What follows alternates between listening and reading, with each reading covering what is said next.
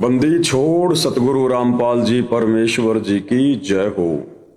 सत्साई भाई और बहनों, बहुत बड़ी दया, बहुत बड़ी मेहर पूज्य गुरुदेव भगवान की, सतगुरु रामपाल जी परमेश्वर जी की, जिनके शुभ आशीर्वाद से, विशेष आशीर्वाद से आप और हम सभी सत्सेवक भाई बहन साध संगति से जुड़कर इस कलयुग की बिचली पीढ़ी में उन्हीं के अमर तत्व ज्ञान को आधार बनाकर मोक्ष प्राप्ति के लिए दृढ़ता के साथ निरंतर भक्ति मार्ग पर आगे की ओर बढ़ रहे हैं। भाई और बहनों, इस कलयुग की बिचली पीढ़ी में परमेश्वर ने आप और हमारे ऊपर जो विशेष रजा बख्शी है, हमें मनुष्य जन्म दिया है, अपनी शरण में लिया है, हर प्रकार से अध्यात्म से परिचित करवाया है, हर प्रकार के धर्म कर्म की जानकारी दी है, तो आप और हमारी भी अब कुछ विशेष जिम्मेदारियां बनती हैं कि हम अपने पूज्य गुरुदेव भगवान के प्रति आजीवन वफादार रहें, हम स्वामी भगत बन के रहें। हमारे मन में कोई भी संशय, कोई भी डाउट सतगुरुदेव भगवान के प्रति और उनकी अमर भक्ति के प्रति नहीं होनी चाहिए। जब इतना विश्वास परमेश्वर हमारा देखेंगे तब वे हमें अपने चरणों में विशेष जगह देंगे। और कलयुग की बिचली पीढ़ी में परमेश्वर यही चाहते हैं कि ये आत्माएं जो युगों युगों से इस काल के लोक में धक्के खा रही हैं, मुझे ना पहचान कर, अब इस कलयुग की बिचली पीढ़ी में ये आत्माएं हमें पहचान लें। और उसके लिए परमात्मा जी ने, सतगुरु रामपाल जी भगवान ने अपनी तरफ से कोई कसर, कोई कमी, ये भक्ति हमारे दिलो दिमाग में डालने में कसर नहीं छोड़ी है। अब भी यदि कोई कसर रहेगी भाई और बहनों, तो आप और हमारी ही रहेगी। तो भाई और बहनों, शॉर्ट वीडियो के ऊपर जो वीडियो बनाने की श्रृंखला जारी है, आज उसका ये 5वें नंबर का वीडियो है। और आज का वीडियो शुरू करने से पहले हम पूज्य गुरुदेव भगवान का जयकारा लगाएंगे, उनकी वंदना करेंगे, उनसे आशीर्वाद लेंगे। बंदी छोड़ सतगुरु रामपाल जी परमेश्वर जी की जय हो। परम पिता परमात्मा, सारी सृष्टि के सर्जनहार, कुल मालिक, असंख्य ब्रह्मांडों के स्वामी, जगत गुरु, तीनों लोकों में प्रवेश करके सबका धारण पोषण करने वाले राजाधिराज, आत्माधार, नाथों के नाथ, देवों के देव महादेव, सर्वेश्वर महेश्वर, मृत्युंजय, अजरो अमर, आदि अनादि सनातनी प्रभु, जगत पिता जगदीश्वर, श्री श्री 1008 की उपाधि के वास्तविक अधिकारी, अकाल मूर्त सौद स्वरूपी राम वासुदेव, सर्वगतम ब्रह्म, परम पूज्य, प्रथम पूज्य, परम संत, परम पुरुष, परम धनी, परम दयालु, सत्य कबीर, हक्का कबीर, अल्लाहु कबीर, अल्लाहु अकबर, बाखबर, अल्लाह ताला, जगत के तारणहार, जगत के मुक्तिदाता, जगत के जगन्नाथ, हारे के सहारे, हिंदुओं के राम, मुसलमानों के अल्लाह, सिखों के वाहिगुरु, ईसाइयों के मसीह, दया के सागर दयानिधि, करुणा के सागर करुणानिधि, स्वयंभू परिभू, संकट मोचन, कष्ट हरण, मंगल करण, दुख भंजन, अविगत कबीर, निर्विकार निर्विषम परमात्मा, अलय अलेख सतगुरु, आदि अनादि सतगुरु, असली मर्यादा पुरुषोत्तम, असली राम, असली कृष्ण, असली घनश्याम, असली मुरारी, राजाओं के राजा, महाराजाओं के महाराजा, शहंशाहों के शहंशाह, सम्राटों के सम्राट, भगवानों के भगवान, अल्लाहों के अल्लाह, प्रभुओं के प्रभु, मसीहाओं के मसीह, सच्चे वाहिगुरु, बाबाओं के बाबा, पीरों के पीर, सेठों के सेठ, जगत सेठ, सावड़सा सेठ, सर्वगुण संपन्न, अनंत कोटि कलाओं के स्वामी, अनंत कोटि ब्रह्मांडों के नायक, योगियों में महायोगी, ध्यानियों में महाध्यानी, सिद्धों में परम सिद्ध, ज्ञानियों में तत्व ज्ञानी, ब्रह्म ज्ञानी, महाज्ञानी, परम ज्ञानी, सर्वश्रेष्ठ ज्ञानी, विज्ञानी, युवा कबीर, समरथ कबीर, असंवाद, अमित ओजा, सच्चे रहनुमा, करीम अल्लाह, सुभान अल्लाह, दुनिया के अंतिम पैगंबर, 8 सितंबर 1951 से गांव धनाना, जिला सोनीपत, हरियाणा, भारतवर्ष की पावन भूमि पे प्रकट रियल कल की भगवान श्री नारायण साकार हरि, श्री बाबा साहेब नूर अनंत परमात्मा, सच्चे दरवेश, सच्चे बाखबर, संत शिरोमणि सतगुरु रामपाल जी परमेश्वर जी के चरण कमल में साध संगति से जुड़े हुए देश विदेश से आप और हम सभी सत्सेवक भाई बहनों का अनंत कोटि दंडोत प्रणाम। तो भाई और बहनों, पूज्य गुरुदेव भगवान ने अपनी तरफ से इस कलयुग की बिचली पीढ़ी में अपनी पहचान करवाने में अपने सत्संगों के माध्यम से कोई कसर नहीं छोड़ी है। अब यदि उनको ना पहचान पाने वाली कोई कसर रहेगी तो आप और हम भगत भाई बहनों की अपनी अज्ञानता, अपनी नादानी, अपनी मंद बुद्धिता रहेगी। बाकी गुरुदेव ने कोई कसर, कोई कमी नहीं छोड़ी है भाई और बहनों। और वैसे भी इस काल के किस ब्रह्मांड में आकर, काल के लोक में आकर, काल की छाती पर बैठकर और उसी के विरुद्ध सच्चा ज्ञान प्रचार करना, उसके भोजन को उसके मुख से छीनना, ये भाई और बहनों किसी सामान्य व्यक्ति का, सामान्य संत का, महात्मा का काम नहीं है। ये काल बलि 21 ब्रह्मांड का राजा है, राजा। जैसे जंगल का राजा शेर होता है, शेर, और शेर के मुंह से निवाला छीनना ये जंगल के अन्य किन्हीं जानवरों के बस की बात नहीं है, क्योंकि बाकी सभी उससे डरते हैं, थर्राते हैं, उससे कांपते हैं। अगर शेर आ जाए तो अन्य जानवर चाहे कितना ही खूंखार क्यों ना हो, यदि वो भोजन कर रहा है, कोई शिकार करके, वो छोड़कर भाग जाता है। इसी प्रकार ये काल बलि 21 ब्रह्मांड का राजा है और आप और हम इस जंगल के सामान्य प्राणी हैं, तुच्छ प्राणी हैं। भला शेर का सामना कोई 21 ब्रह्मांड का प्राणी कर सकता है? काल का सामना कर सकता है कोई? तो भाई और बहनों, इसी प्रकार सतगुरु रामपाल जी परमेश्वर ये अध्यात्म के बब्बर शेर हैं, बब्बर शेर, केहरी। और ये 21 ब्रह्मांड का स्वामी काल ये भी कम नहीं है। परमेश्वर ने इसको गजराज की संज्ञा दी। गजराज यानी हाथियों में सर्वश्रेष्ठ, सर्वशक्तिमान। परंतु जब वो केहरी शेर चिंगाड़ता है, दहाड़ता है, तो परमेश्वर ने बताया वो गजराज भी लीद कर देता है, लीद, और वहां से भाग उठता है। तो भाई और बहनों, सतगुरु रामपाल जी परमेश्वर जी को हम कोई सामान्य व्यक्ति, प्राणी या साधु या मां के गर्भ से 8 सितंबर 1951 को जन्म लेकर आया हुआ कोई प्राणी ना समझें, मानुष समझने की भूल ना करें, अन्यथा ये भूल आप और हम पर बहुत भारी पड़ेगी, बहुत भारी। युगों युगों हम भयंकर कष्टों से गुजरेंगे फिर। और उसके लिए गुरुदेव भगवान ने सत्संग किए हैं ताकि हम ये अपनी कमी पूरी कर लें इस कलयुग की बिचली पीढ़ी में। और गुरुदेव ने हर प्रकार से सत्संगों में अपने परमेश्वर होने के विषय में पुख्ता जानकारी, पुख्ता प्रमाण दिए हैं। देखो भाई और बहनों, परमेश्वर की जिम्मेदारी इस काल के लोक में आकर, इस काल ने जो ज्ञान का अज्ञान बना रखा है, धर्मशास्त्रों में आधा अधूरा ज्ञान इसने लिखवाकर उसका कुप्रचार करवा रखा है। दुनिया भर के अपने दूत साधु संत महात्माओं के रूप में भेज रखे हैं, जो केवल अर्थों का अनर्थ करते हैं, ज्ञान का अज्ञान करते हैं। परमेश्वर ने आकर हमें सत ज्ञान दिया, शास्त्रों की जानकारी दी, धर्म कर्म की जानकारी दी।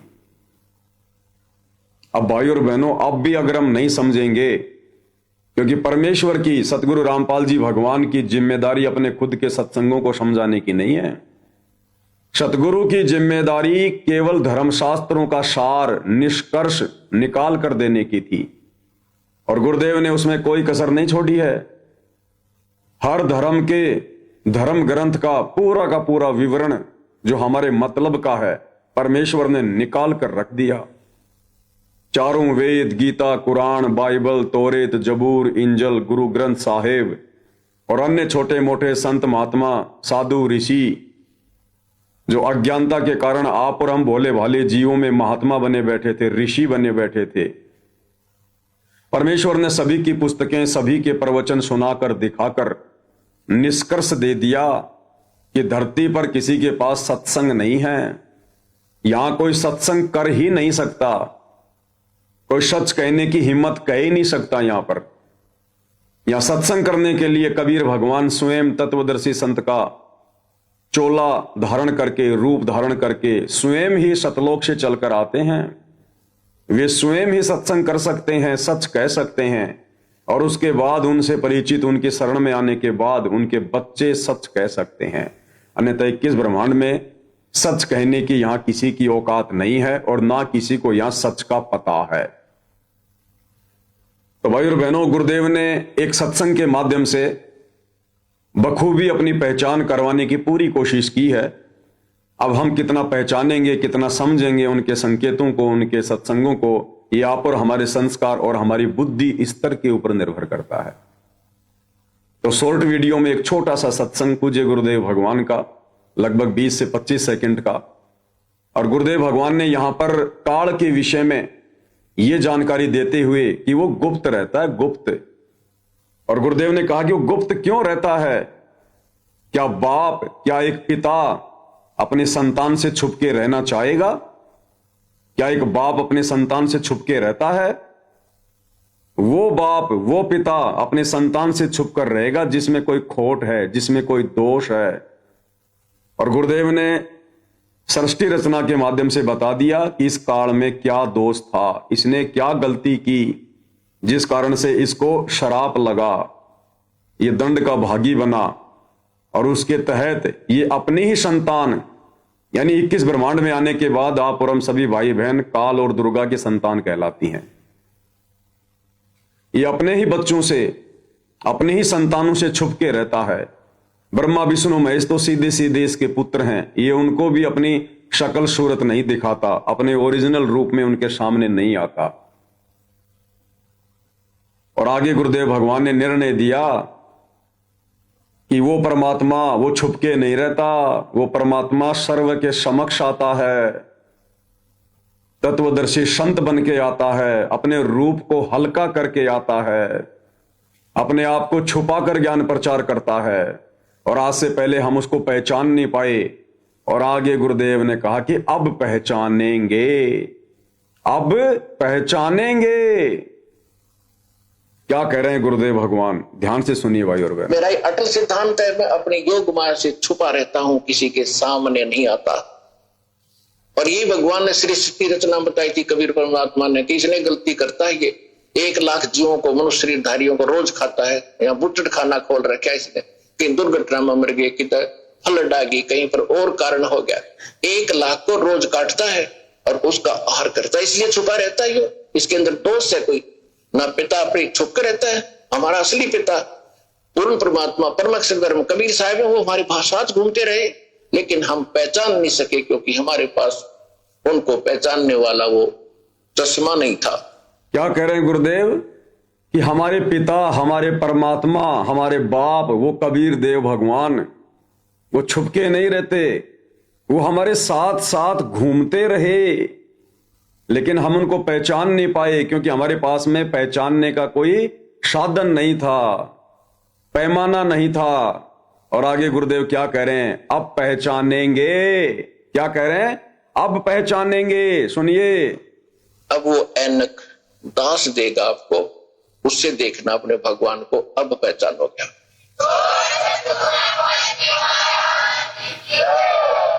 तो गुरुदेव कहते हैं अब वो ऐनक, अब वो चश्मा, तत्व ज्ञान रूपी चश्मा, ये दास आपको देगा, अब पहचानोगे आप, अब पहचानोगे। तो भाई और बहनों, वो ऐनक, वो चश्मा आप और हमें मिल चुका है। 1994 से परमात्मा वो ऐनक, वो चश्मा बांट रहे हैं, अपने तत्व ज्ञान का प्रचार प्रसार कर रहे हैं। तो क्या अब हमने उस परमात्मा को पहचान लिया? नहीं पहचाना भाई और बहनों, नहीं पहचाना। गुरुदेव कह रहे हैं कि अब पहचानेंगे, वो हमारे साथ साथ रहता है, अब पहचानेंगे। लेकिन कितनों ने पहचाना? केवल चंद आत्माओं ने पहचाना, केवल चंद आत्माओं ने। बाकी सतलोक आश्रमों से जुड़े हुए हमारे भाई बहन तो उसी दाढ़ी मूछ वाली, कबीर जी की समझे जाने वाली, परमात्मा की समझे जाने वाली मुर्दा फोटो को ही भगवान मान रहे हैं। वो भी नहीं पहचान पाए अभी तक। गुरुदेव कह रहे हैं वो हमारे साथ साथ घूमते हैं। अब वो दाढ़ी मूछ वाली फोटो, उसके पैर नहीं है, वो चल नहीं सकती हमारे साथ साथ, वो फिर नहीं सकती, घूम नहीं सकती हमारे साथ साथ। सन 1994 में से कौन चल रहे हैं, कौन घूम रहे हैं, कौन गांव गांव जाकर लोगों की गालियां खाकर, गुंडा और गुंडा कहलवाकर आप और हमारे तक ज्ञान पहुंचा रहा है? वो पहुंचाएगा जिसकी हम संतान हैं, जिसे अपने बच्चों की चिंता है, तो हमारे साथ साथ घूमते रहे गुरुदेव भगवान सन 1994 से, लेकिन हम उनको पहचान नहीं पा रहे थे। अब परमेश्वर ने 2014 बरवाला कांड के बाद साध संगतियां शुरू की, आप और हमें वो चश्मा दिया, वो ऐनक दिया, और साध संगतियों का एक ही लक्ष्य होता है, एक ही टारगेट होता है, गुरु को ही परमेश्वर के रूप में हृदय से स्वीकार करना। तो अब आप और हम भगत भाई बहनों ने जो साध संगति से जुड़े हुए हैं, केवल उन्होंने पहचाना है, बाकी किसी ने नहीं पहचाना। किसी ने भी बस उस दाढ़ी मूंछ वाली कबीर जी के समझे जाने वाली फोटो को ही परमात्मा मान लिया, लेकिन उस फोटो को परमात्मा मानने से आप और हमारी बात नहीं बनेगी। गुरुदेव तो हमारे साथ साथ थे, लेकिन हम उनको पहचान नहीं पा रहे थे, क्योंकि वो अपने आप को छुपा रहे थे, अपने आप को भगवान से अन्य सिद्ध कर रहे थे। एक दास, एक भगत, एक संदेशवाहक, परमात्मा की आत्मा। फिर उन्होंने हमारे को चश्मा दिया, ऐनक दिया, तत्व ज्ञान दिया कि मेरे बच्चे मुझे पहचान लेंगे, और उन्हीं के आशीर्वाद से साथ संगति से जुड़कर आज आप और हम सभी भगत भाई बहनों ने अपने परमपिता परमेश्वर को, अपने भगवान को बखूबी पहचान लिया है, सतगुरु रामपाल जी के रूप में। तो एक बार पुनः सुनिए गुरुदेव भगवान के आशीर्वाद से गुरुदेव भगवान क्या कह रहे हैं। मेरा एक अटल सिद्धांत है, मैं अपने योग माया से छुपा रहता हूं, किसी के सामने नहीं आता। और ये भगवान ने सृष्टि रचना बताई थी कबीर परमात्मा ने, कि इसने गलती करता है, ये 1 लाख जीवों को, मनुष्य शरीरधारियों को रोज खाता है, या बुचड़ खाना खोल रखा है इसने, कहीं दुर्घटना में मर गए, किधर फ्लड आ गई, कहीं पर और कारण हो गया। 1 लाख को रोज काटता है और उसका आहार करता है, इसलिए छुपा रहता है। ये इसके अंदर दोष है कोई ना, पिता अपने छुप कर रहता है। हमारा असली पिता पूर्ण परमात्मा परम अक्षर धर्म कबीर साहब है, वो हमारे पास घूमते रहे, लेकिन हम पहचान नहीं सके, क्योंकि हमारे पास उनको पहचानने वाला वो चश्मा नहीं था। अब वो ऐनक दास देगा आपको, उससे देखना अपने भगवान को, अब पहचानोगे।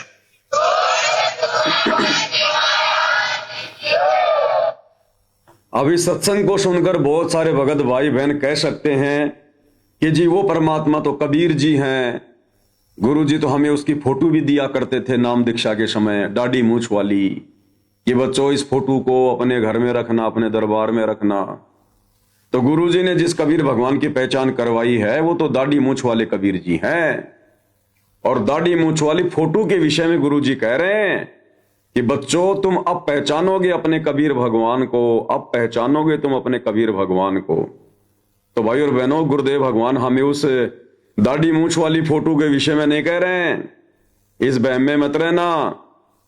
उस दाढ़ी मूंछ वाली फोटो को तो गुरुदेव भगवान ने रिजेक्ट कर दिया, रिजेक्ट कर दिया मालिक ने। क्या कहकर? एक सत्संग में गुरुदेव ने बिल्कुल क्लियर कर दिया कि हम जो चित्र देखते हैं प्रभु का, कौन सा? दाढ़ी मूंछ वाला। कि हम जो चित्र देखते हैं प्रभु का, ऐसा रूप नहीं है, ऐसा रूप नहीं है। वो तो किसी भी रूप में कभी भी आकर प्रकट हो जाता है, अपनी आत्माओं को ज्ञान देता है, शतलोक की जानकारी देता है। तो गुरुदेव ने कहा ना कि अब पहचानेंगे अपने परमात्मा को। तो 90% संगत ने तो दाढ़ी मूंछ वाली कबीर जी की समझे जाने वाली फोटो को ही परमात्मा मान लिया, परमात्मा को नहीं पहचान पाए कि सतगुरु रामपाल जी ही कबीर भगवान है, परमेश्वर है, परमात्मा है, नहीं पहचान पाए। और ये मान लिया कि गुरु जी हमें जो फोटो दिखा रहे हैं बस यही कबीर जी है, और उसी के ऊपर आश्रित हो गए। और गुरुदेव करें अब पहचानेंगे, अब पहचानोगे। अगर वही फोटो होती कबीर भगवान तो गुरु जी ये क्यों कहेंगे कि अब पहचानोगे? अरे वो पहचान तो गुरु जी करवा ही रहे हैं। सन 1994 से गुरु जी वो फोटो दिखा रहे हैं हमारे को कि बच्चों ये कबीर भगवान है, ये कबीर भगवान है। तो भगवान को तो हमने पहचान लिया, वो फोटो हमने देख ली, हम सब जानते हैं कि कबीर जी की फोटो है, कबीर जी की फोटो है। फिर गुरु जी क्यों कह रहे हैं कि अब पहचानोगे?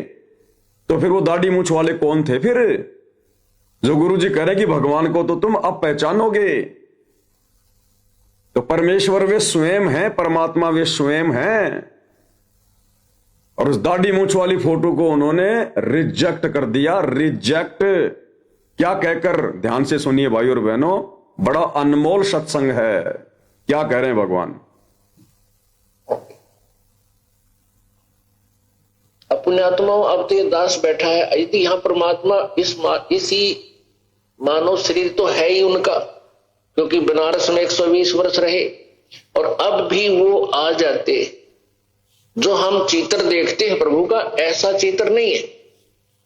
वो तो ना जाने कितने स्वरूप है उस मालिक के, वो किसी भी रूप में आकर के अपना ज्ञान बताता है, अपनी प्यारी आत्माओं को अपने चरणों में लगा के भक्ति करवा के सतलोक ले जाता है।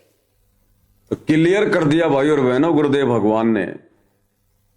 इस दाढ़ी मूंछ वाली फोटो को गुरुदेव भगवान ने बिल्कुल रिजेक्ट कर दिया। रिजेक्ट।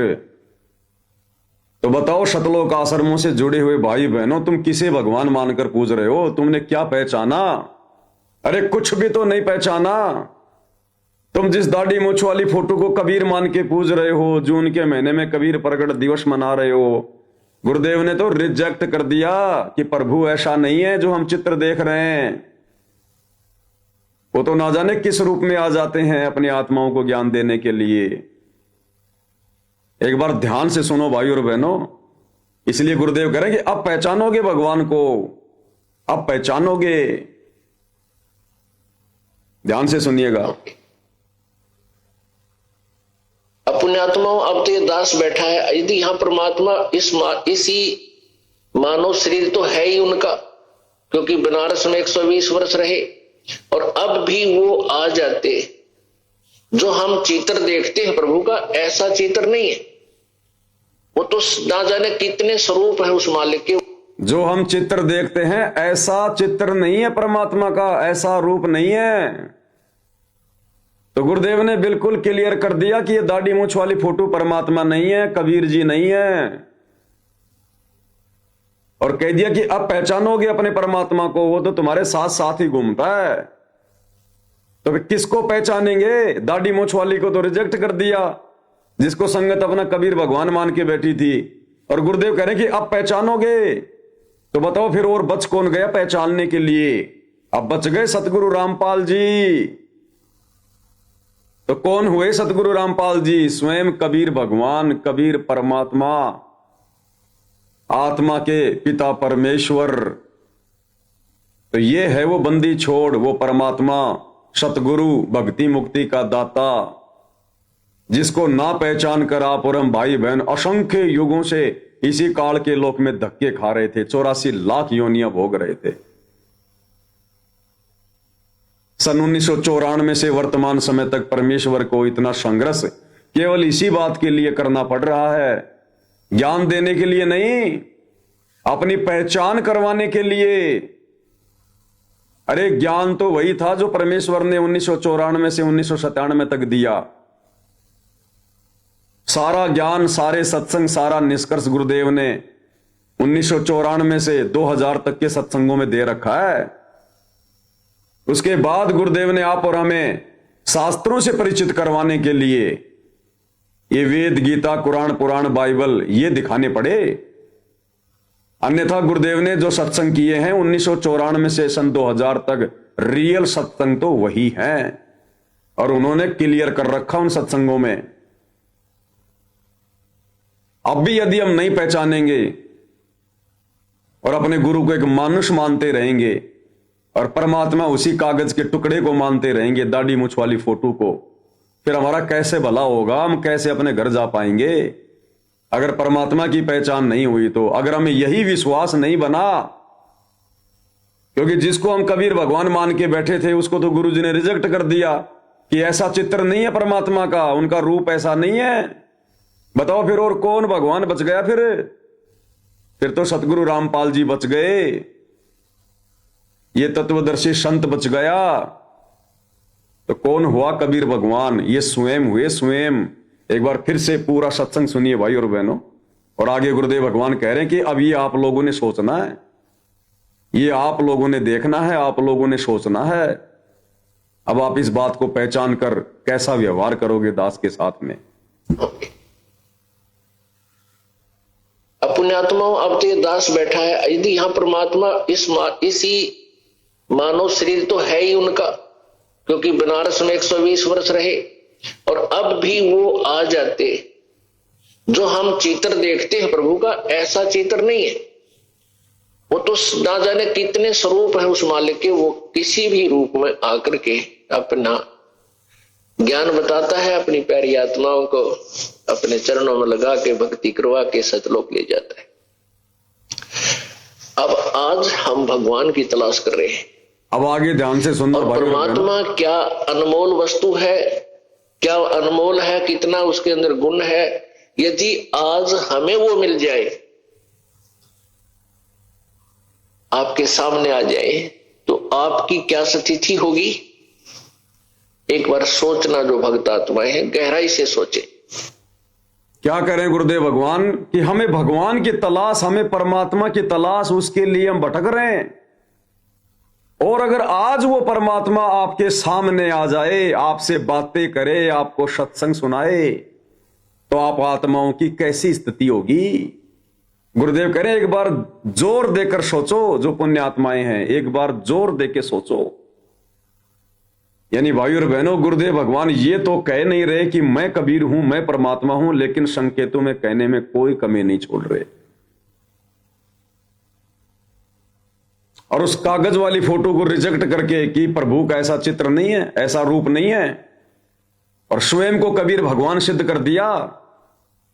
और कह रहे हैं जिस भगवान के लिए हम भटक रहे हैं युगों युगों से, अब वो भगवान अगर तुम्हारे सामने आ जाए, तो पुण्यात्माओं उस परमात्मा के साथ में तुम कैसा व्यवहार करोगे? और आगे गुरुदेव कह रहे हैं, मान लो इस आश्रम में इस दास की जगह वो कबीर भगवान आ गए और आपके सामने बैठ के सत्संग कर रहे हैं। अब बताओ तुम्हारी कैसी स्थिति होगी? फिर इस दास के साथ में, अपने गुरु के साथ में तुम कैसा व्यवहार करोगे? फिर क्या फिर भी उस कागज की मुर्दा फोटो को भगवान मान के पूजोगे? उसका कबीर प्रकट दिवस मनाओगे? उसी को अपने दरबार में रखोगे? जब ये पता चल जाए कि हमारा गुरु ही कबीर भगवान है। ध्यान से सुनो भाई और बहनों। अब जैसे भूखे को भोजन सामने मिल जाए और निर्धन को सामने धन की थैली नजर आवे, तो कैसी तड़फ होगी उसकी। प्यासे को पानी मिल जावे तो कैसी श्रद्धा करेगा, टूट कर पड़ेगा उसके ऊपर।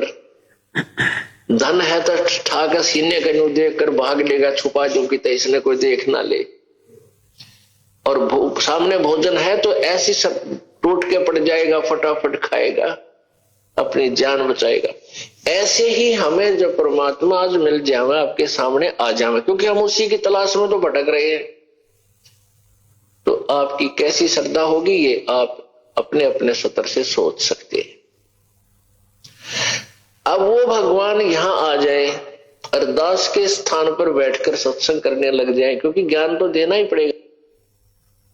क्या कह रहे हैं गुरुदेव? अब वो भगवान यहां आ जाए और दास के स्थान पर बैठ के सत्संग करने लग जाए, क्योंकि ज्ञान तो देना ही पड़ेगा, क्योंकि ज्ञान तो देना ही पड़ेगा। यानी कबीर भगवान भी आएगा तो ज्ञान ही देगा। तो सोचो फिर हमारे गुरुदेव कौन है? ज्ञान ही तो दे रहे हैं। वो दाढ़ी मूछ वाली फोटो हमें कोई ज्ञान थोड़ी दे रही है, सत्संग थोड़े सुना रही है, हमारी शंकाओं का समाधान थोड़ी कर रही है।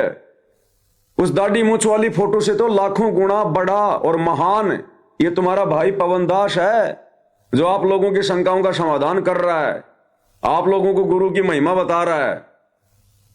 अरे उस दाढ़ी मूछ वाली फोटो के बजाय तो अगर मुझ पवन दास के लाइव वीडियो देखो, साथ संगति से जुड़ो, तो लाखों गुना ज्यादा आपको बेटर रिजल्ट मिलेगा, लाखों गुना ज्यादा बेटर। तो गुरुदेव कह रहे हो भगवान आ जावे और अपना ज्ञान देवे, क्योंकि ज्ञान तो देना ही पड़ेगा। तो भगवान आएगा तो ज्ञान ही देगा ना। अरे मान लो वो दाढ़ी मूछ वाला कबीर भी आएगा तो वो भी तो ज्ञान ही देगा, बिना ज्ञान के लेके जाएगा क्या सतलोक? तो सतगुरु रामपाल जी 1994 से वो तत्व ज्ञान ही तो दे रहे हैं, वो दुनिया से न्यारा ज्ञान ही तो दे रहे हैं, शास्त्र प्रमाणित ज्ञान ही तो दे रहे हैं, जो 21 ब्रह्मांड का ज्ञान नहीं है। तो कौन दे सकता है? वो कौन दे रहा है? सतगुरु रामपाल जी दे रहे हैं, ये स्वयं कबीर भगवान दे रहे हैं। और दाढ़ी मूछ वाली फोटो को रिजेक्ट कर दिया। समझदार आत्माओं के लिए संकेत ही काफी है। ये परमात्मा ऐसा नहीं है जैसा तुम इन चित्रों में देख रहे हो। तो बताओ फिर हमने क्यों परमात्मा मान लिया उस दाढ़ी मूछ वाले को? सिर्फ इसीलिए कि बार बार हमें गुरुदेव वो चित्र दिखा रहे हैं, आश्रमों में वो चित्र लगा रहे हैं। अरे वो तो उनकी मजबूरी है। अरे जब तक सतगुरु रामपाल जी के शिष्य, उनके भगत सतगुरु रामपाल जी को ज्ञान को आधार बनाकर कबीर भगवान नहीं मानेंगे, हृदय से स्वीकार नहीं करेंगे, तो सतगुरु रामपाल जी की तो मजबूरी है किसी और को कबीर भगवान बताना, किसी और को परमात्मा बता के सत्संग सुनाना। और जिस दिन इस ज्ञान को आधार बनाकर हम अपने गुरु को परमात्मा मान लेंगे, फिर आगे गुरुदेव को कोई जरूरत नहीं है दाढ़ी मूछ वाली फोटो को भगवान बताना या उसका प्रकट दिवस मनाना। फिर क्या आवश्यकता रह जाएगी जब हमने ओरिजिनल कबीर को पहचान लिया, अपने गुरु को ही कबीर मान लिया? फिर क्यों गुरुदेव जून के महीने में कबीर प्रकट दिवस मनाएंगे? अरे जैसे 2014 बरवाला कांड है, उसके बाद आप और हम भगत भाई बहनों ने कबीर जी को परमात्मा मान लिया। और देखो भाई और बहनों, कबीर जी को परमेश्वर मानने की, यानी सतगुरु रामपाल जी को परमेश्वर मानने की, कबीर भगवान मानने की प्रोसीजर ये कैसे शुरू हुई आप लोगों को पता है? सन 2018 में राजस्थान के जयपुर से ये दास पवन दास, साथ में अपने कजोड़ भाई और साथ में अपने रूपदास भाई, जो कि जयपुर में नाई की दुकान है उनकी, हम तीनों आत्माएं राजस्थान के देवली में साध संगति में गए थे। और वहां से साध संगति पूरी करके रूपदास भगत जी की मारुति 800 गाड़ी थी, उसमें हम गए थे तीनों भाई। और जब हम वापस आए तो एक जगह रास्ते में चाय पीने के लिए रुक गए, क्योंकि उस समय तो बाहर का खाना पीना हम लोग जो है वो किया करते थे। तो रास्ते में पता चला कि यहाँ की चाय बहुत फेमस है, लंबा लंबा कांच का गिलास था। तो रूपदास जी जो है वो चाय ज्यादा पीते हैं, नाई का काम है ना, बिना चाय पिए बिना काम होता नहीं उनसे इतना। तो वहां हम लोगों ने गाड़ी रोक ली साइड में, तीनों भाई चाय पीने लग गए। और गाड़ी में बैठे बैठे देखो रूपदास जी को परमात्मा ने प्रेरणा करी और कहा कि भगत जी, हम लोग क्यों उस दाढ़ी मूछ वाले को भगवान मान के उसका कबीर प्रकट दिवस मना रहे हैं? क्यों ना हम 2019 से अपने गुरु जी को ही कबीर भगवान मानकर, वे तो कबीर हैं ही, क्यों ना हम अपने गुरु जी का ही कबीर प्रकट दिवस मनाएं? क्योंकि भगवान तो दो नहीं हो सकते ना, भगवान तो एक ही है। चाय पीते पीते अचानक से परमात्मा ने उनको प्रेरणा की। तो बीच में फिर कजोड़ भगत जी बोले, भाई बात तो बिल्कुल सही है, भाई बिल्कुल सही बात है भाई, जो हमें ज्ञान दे रहा है, जो हमें नाम दे रहा है, हमें सत्संग सुना रहा है, हमारे लिए गालियां खा रहा है, संघर्ष कर रहा है, तो हमारे लिए तो वही हमारा भगवान हो गया।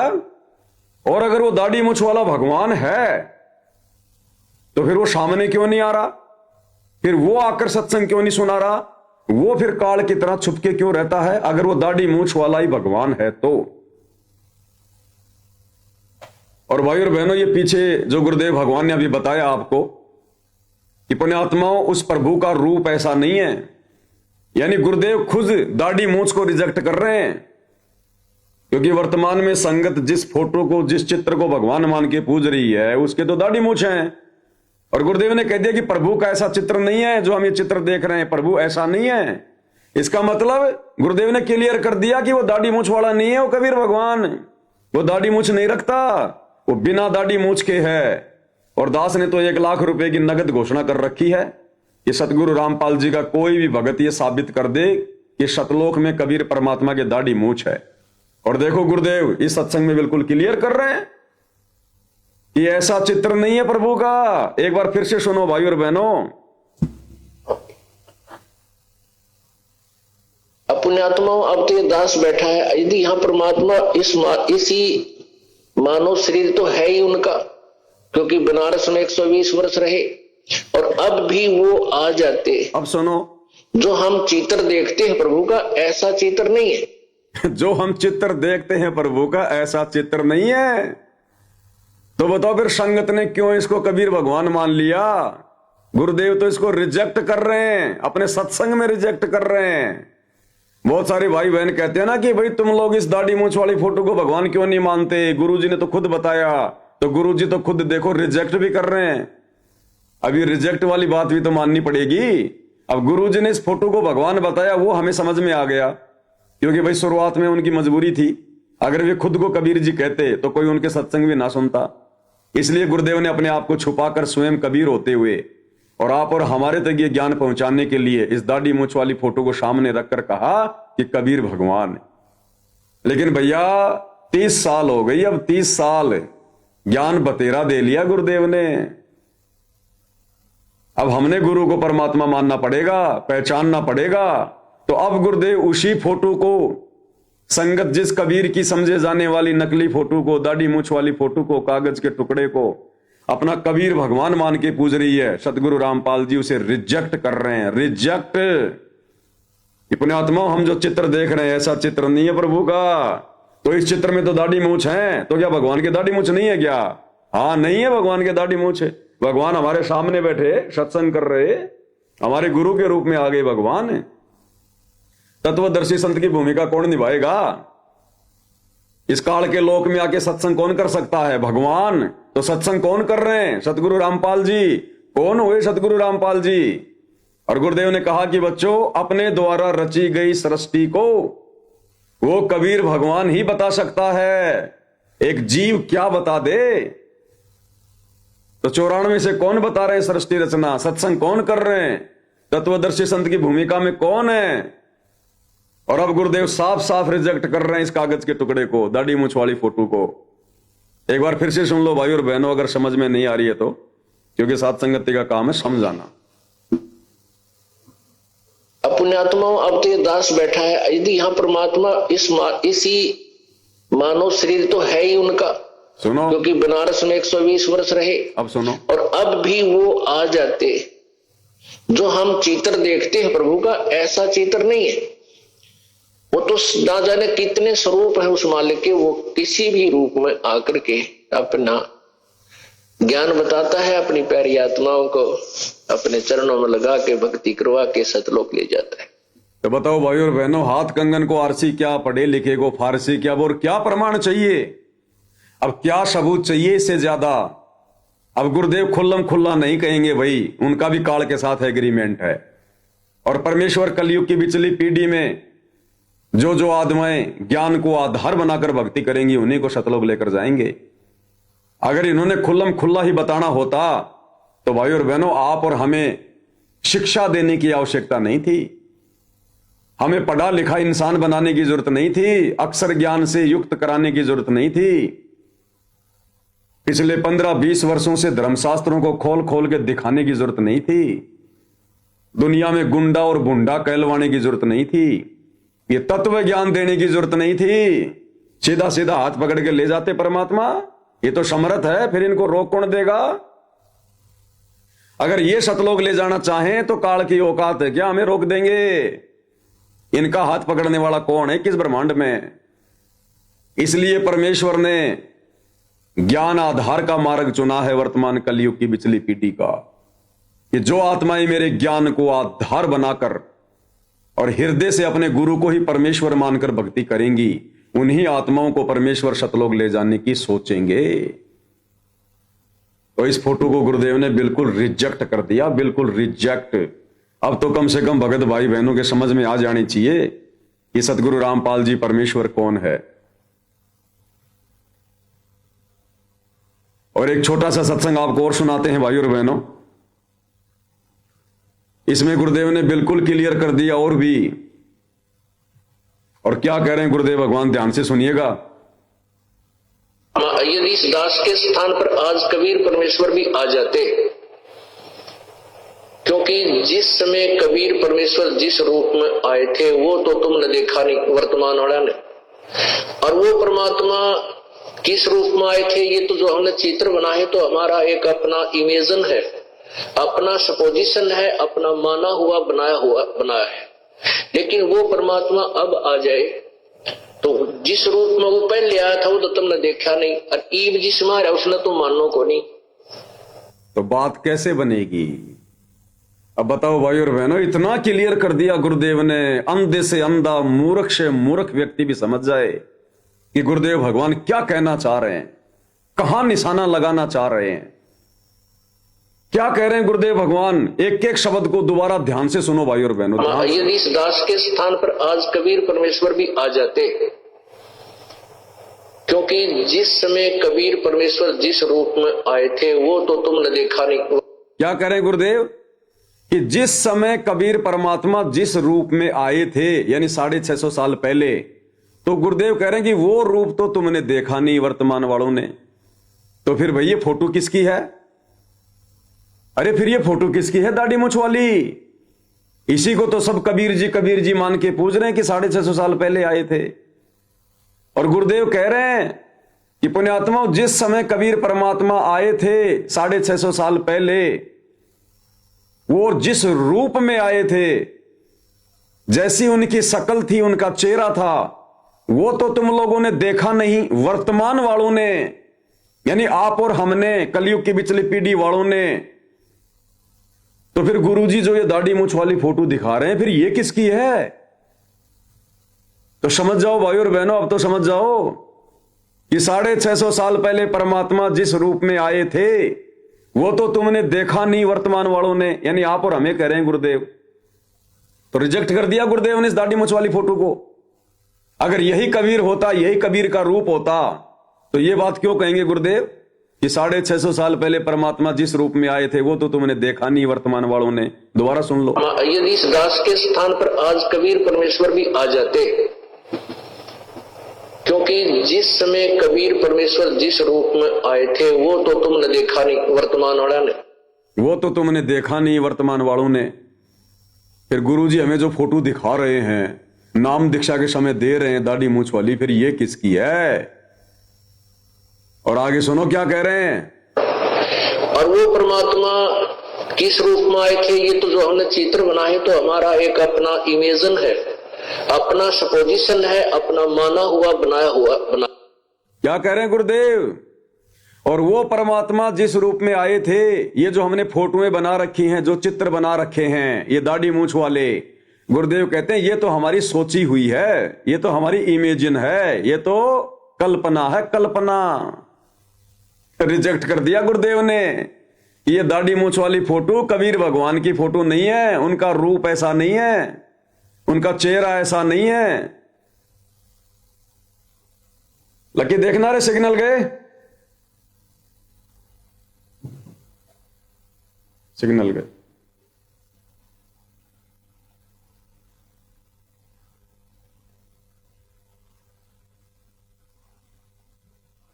कॉपी नहीं किया था क्या? तो फिर कर फटाफट।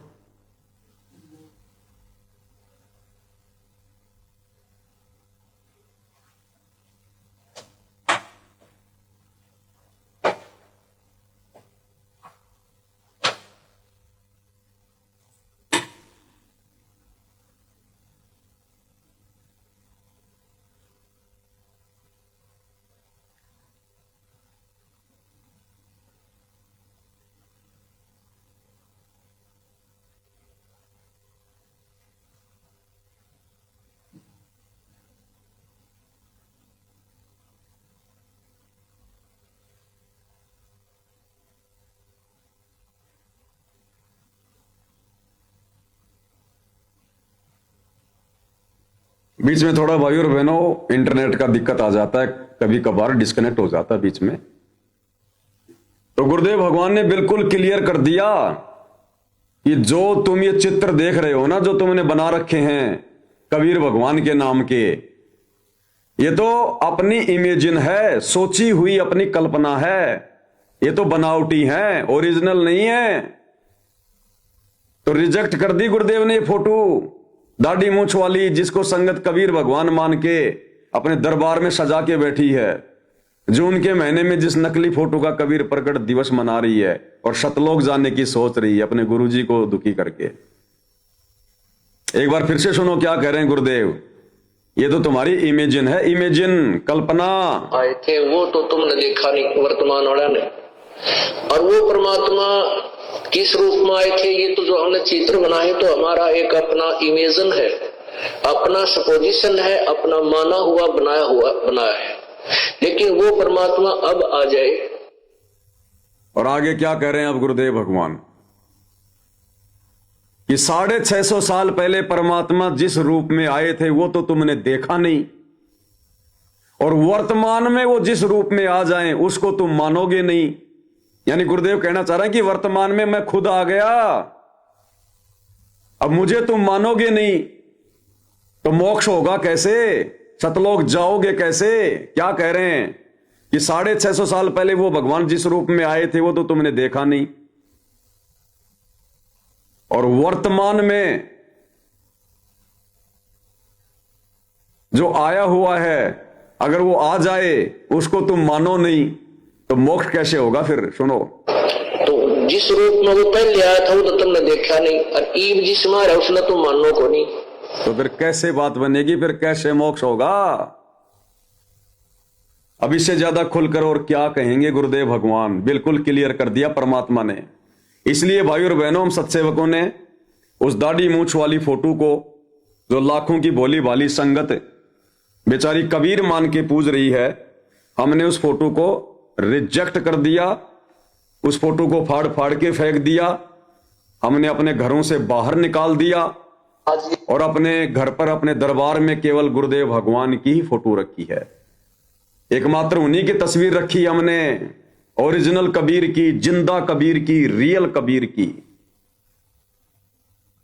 और क्या कह रहे हैं गुरुदेव भगवान, हम नादान भक्तों की वो भ्रमणा जड़ से खत्म करना चाह रहे हैं, जड़ से, कि तुम अपनी अज्ञानता के चलते जो इस दाढ़ी मूछ वाली कबीर जी की समझे जाने वाली फोटो को, जो कि बनावटी है, इमेजिन है, नकली है, तुम जो इसको भगवान मान बैठे हो ना, ये दिलो दिमाग से निकाल दो। अब और क्या कह रहे हैं गुरुदेव भगवान इस अनमोल सत्संग में कि पुण्यात्माओं, तुम ये ना समझना कि वो कबीर भगवान आएगा तो टोपी टापी लगा के आएगा, दाढ़ी वाड़ी लगा के आएगा जो तुम इन फोटो में देख रहे हो। क्या कह रहे हैं भाई और बहनों, ध्यान से सुन लो अपने विषय में क्या बता रहे हैं गुरुदेव, क्या समझाना चाह रहे हैं। और उस दाढ़ी मूछ वाली फोटो को, वो सिर पे टोपा, दाढ़ी वाड़ी मूछ वाछ, गुरुदेव उसको रिजेक्ट कर रहे हैं कि ये ना सोचना कि आज भी अगर वो कबीर भगवान आएगा तो दाढ़ी वाड़ी लगा के आएगा, टोपा टापा पहन के आएगा। सुनिए क्या कह रहे हैं गुरुदेव भगवान, अनमोल सत्संग। आज ये दास आपके पास है और अब कबीर परमात्मा आ जाए। अब जरूरी नहीं है वो कबीर भगवान इस स्वरूप में जो आप रोज देखते हो, दाढ़ी दूढ़ी बुढ़ाकर टोपी टापी पहन के ना, वो किसी भी रूप में आ सकता है। और यहाँ इस दास के स्थान पर वो परमेश्वर आ जाए और आपके साथ ऐसे ही ज्ञान देवे, आपको आशीर्वाद देवे, मिले, सत्संग करें, तो आप उनके साथ क्या व्यवहार करोगे। अब जो पुण्यात्मा है वो तो समझ गए होंगे क्या व्यवहार कराएंगे कि परमात्मा की तलाश और परमात्मा सामने, फिर व्यवहार के फिर तो समर्पण होगा। तो कहने का भाव ये है कि जैसे ये दास उस परमेश्वर का ही स्वरूप मानना होगा। कैसे, जैसे एक क्लियर कर दिया गुरुदेव भगवान ने, क्लियर। ये जो पुण्यात्मा है वो तो समझ गई होंगी, जो पुण्यात्मा है, जो विशेष आत्मा है, जो अधिकारी आत्मा है, गुरुदेव कह रहे हैं वो तो समझ गई होंगी कि भाई फिर व्यवहार क्या, फिर तो समर्पण करेंगे, समर्पण। तो गुरुदेव कहना चाह रहे हैं कि नादानो, वो कबीर भगवान तुम्हारे सामने बैठा, तुम्हारा गुरु, तत्वदर्शी संत, और परमात्मा मानकर कि मम संत मुझे जान मेरा ही स्वरूपम, समर्पित हो जाओ, समर्पित। अग्रम अग्रम की अब कोई गुंजाइश नहीं होनी चाहिए। अब इससे ज्यादा और क्या समझाएंगे गुरुदेव। इसीलिए परमात्मा कहते हैं शब्द सैन सतगुरु की पहचान है, वो पावे अटल सुहाग रे। यानी स्पष्ट रूप से गुरुदेव कह रहे हैं, मैं नहीं कहूंगा कि मैं भगवान हूं, मैं परमात्मा हूं, लेकिन सत्संगों में संकेत करूंगा और मेरे सत्संगों में छुपे हुए उन संकेतों को जो समझ जाएगा और गुरु को परमेश्वर मानकर, कबीर मानकर, समर्पित होकर भक्ति करेगा, कहते हैं वो पावे अटल सुहाग रे। शब्द सैन सतगुरु की पहचान है। वो पावे अटल सुहाग रे, वही आत्मा अटल सुहाग यानी सतलोक को प्राप्त करेगी, उस परमेश्वर को प्राप्त होगी। अब बताओ भाई और बहनों, क्या कसर छोड़ दी गुरुदेव भगवान ने, क्या कमी छोड़ दी परमात्मा ने? हर प्रकार से गुरुदेव ने अपने विषय में जानकारी देने में कोई कसर नहीं छोड़ी। फिर भी किसी को लगता है कि भाई कोई कमी रह गई होगी, तो एक सत्संग में गुरुदेव भगवान और कह रहे हैं कि हु इज गॉड, और गुरुदेव कह रहे हैं अब तो वो परमात्मा आपके सामने आके खड़ा हो गया, आपके सामने आके। अब बताओ दाढ़ी मूंछ वाला कबीर हमारे सामने आके कहां खड़ा है? और गुरुदेव इस 2 मिनट के सत्संग में लास्ट में कह रहे हैं कि पुण्यात्माओं अब तो वो कबीर परमात्मा आपके सामने आके खड़ा हो गया, सामने आके। अरे सामने आके खड़ा वो होगा जो जिंदा होगा, जो साक्षात होगा। वो फोटो हमारे सामने क्या खड़ी होगी? क्या कह रहे हैं गुरुदेव भगवान इस अनमोल सत्संग में? अपने आत्माओं, परमात्मा ने 600 वर्ष पहले बताया था, धर्मदास ये जग बोरा ना, कोई न जाने पद निर्वाणा। यही कारण मैं कथा पसारा, सबसे कहिए एक राम न्यारा। अब अपनी महिमा आप ही बता रहे हैं। अब मैं तुमसे कहूं चताई, तेरे देव की उत्पत्ति भाई। कुछ संक्षेप कहूं गहुराई, सब सन से तुमरे मिट जाई। कहते हैं मां अष्टंगी पिता निरंजन, ये जमदारुण वंशन अंजन। पहले कीन निरंजन राई, पीछे से माया उपजाई। माया रूप देख अति शोभा, देव निरंजन तन मन लोभा। निरंजन कीने भोग विलासा, माया को रही तब आशा। 3 पुत्र अष्टंगी जाए, ब्रह्मा विष्णु शिव नाम धराए। अब सुनिए, अपने आत्माओं, एक तो परमात्मा सामने आकर खड़ा हो गया, आई एम गॉड। क्या कह रहे हैं कि पुण्यात्मा इब तो परमात्मा सामने आके खड़ा हो गया कि आई एम गॉड। इब, अरे कलयुग की पिछली पीढ़ी में आप और हमारे सामने कि पुण्यात्माओं इब तो परमात्मा हमारे सामने आके खड़ा हो गया कि आई एम गॉड। अब इससे ज्यादा और क्या कहेंगे? अब खुल के नहीं कहेंगे कि मैं ही कबीर हूं। क्या कह रहे हैं एक बार फिर से ध्यान से सुन लो। निरंजन कीने भोग विलासा, माया को रही तब आशा। सुनो, 3 पुत्र अष्टंगी जाए, ब्रह्मा विष्णु शिव नाम धराए। पुण्यात्माओं, एक तो परमात्मा सामने आके खड़ा हो गया, आई एम गॉड। इब तो परमात्मा सामने आके खड़ा हो गया कि आई एम गॉड। और फिर गुरु जी क्या कह रहे हैं? अब आपने यही निर्णय करना है, हु इज गॉड। अब आपने यही निर्णय करना है कि हु इज गॉड, परमात्मा कौन है? वो दाढ़ी मूंछ वाली कबीर जी की समझे जाने वाली फोटो, या खुद तुम्हारा गुरु जो अपनी महिमा स्वयं तुम्हें बता रहा है, समझा रहा है? क्या कह रहे हैं? अब आपने यही निर्णय करना है। कबीर साहब कहते हैं आई एम गॉड। और बालक तो बालक अंधे से अंधा इन वचनों को सुनकर समझ सकता है कि हु इज गॉड। सबसे पहले हमने ये निर्णय करना है, हु इज गॉड। क्या कह रहे हैं गुरुदेव कि अंधे से अंधा, बालक से बालक भी इन वचनों को सुनकर ये निर्णय कर सकता है कि हु इज गॉड। और सबसे पहले हमने यही निर्णय करना है कि हु इज गॉड, परमात्मा कौन है। इन वचनों को सुनकर, क्या ये वचन, ये प्रवचन, ये सत्संग कबीर जी के अलावा कोई सुना सकता है? ये ज्ञान, ये तत्व ज्ञान, सृष्टि रचना कबीर जी के अलावा कोई बता सकता है? इस काल के लोक में, इसके क्षेत्र में, इसकी छाती पर बैठकर लाखों आत्माओं को यह तत्व ज्ञान कोई बता सकता है, कोई सुना सकता है क्या? इस काल रूपी शेर के मुंह से निवाड़ा यहां का कोई गीदड़ निकाल सकता है क्या?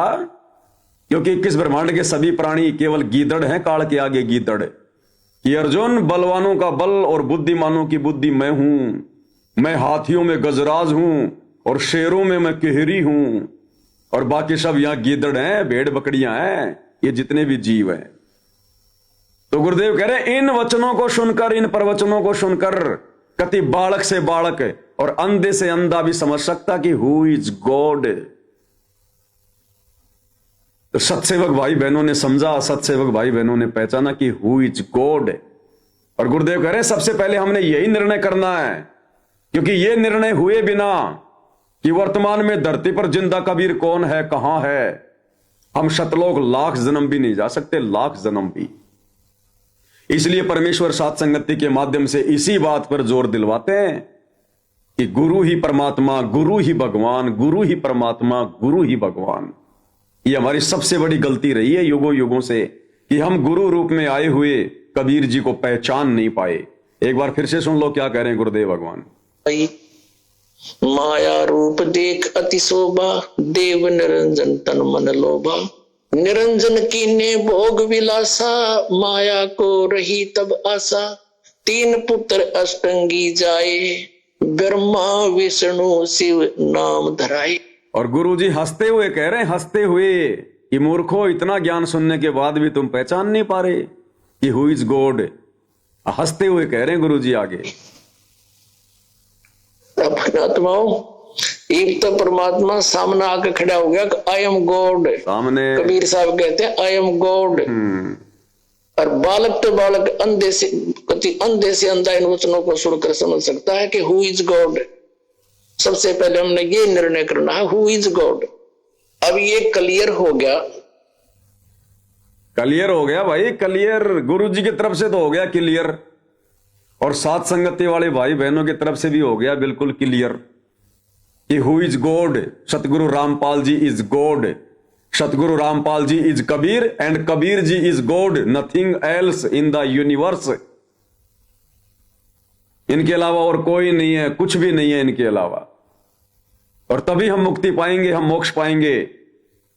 और एक अनमोल सत्संग आपको और सुनाते हैं गुरुदेव भगवान का। भाई और बहनों, अपने पास तो पिटारा है परमात्मा की दया से, 1500 सत्संग हैं, वो यही साबित करेंगे कि who is God, who is God, who is God. Satguru Rampal ji is God.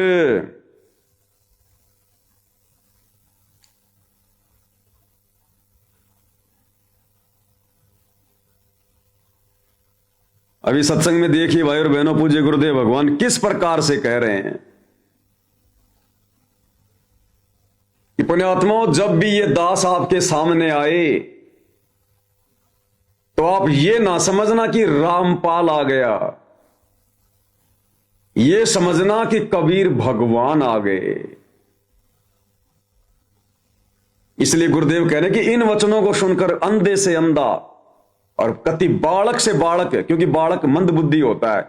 गुरुदेव कहते हैं इतना तुम्हें क्लियर कर दिया, मंद बुद्धि से मंद बुद्धि व्यक्ति भी इन सत्संगों को सुनकर यह समझ सकता है, निर्णय कर सकता कि हु इज गॉड, कबीर कौन है वर्तमान में धरती पर। और क्या कह रहे हैं गुरुदेव भगवान। तो गुरु जी के सामने आते ही आपको ऐसा महसूस हो जैसे मैं भगवान के सामने जा रहा हूं। अति विनम्रता हो, आधीनी हो, आंखों में एक विशेष प्यार हो, आत्मा गदगद हो। और जब भी गुरुदेव आपके समक्ष आए, आप ये ना समझे कि ये दास रामपाल आ गया है, ये समझे कि भगवान आ गए।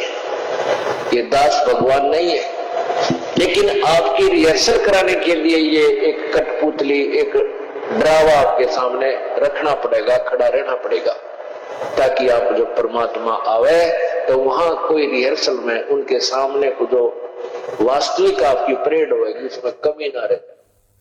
गुरुदेव भगवान अपने विषय में, अपने कबीर भगवान होने के विषय में वास्तविकता भी बता गए और अपने आप को इस काललोक के विधान के अनुसार छुपा भी गए कि जब भी ये दास आपके सामने आवे तो ये ना समझना कि रामपाल आ गया, ये समझना कबीर भगवान आ गया। और फिर अपने आप को छुपा गए कि ये दास भगवान नहीं है, लेकिन आपने मानना पड़ेगा। अरे जो है ही नहीं वो कैसे कह सकता है कि मैं कबीर भगवान हूं? वही कह सकता है जो असल में भगवान है, जो असल में परमात्मा है, जो असल में परमेश्वर है।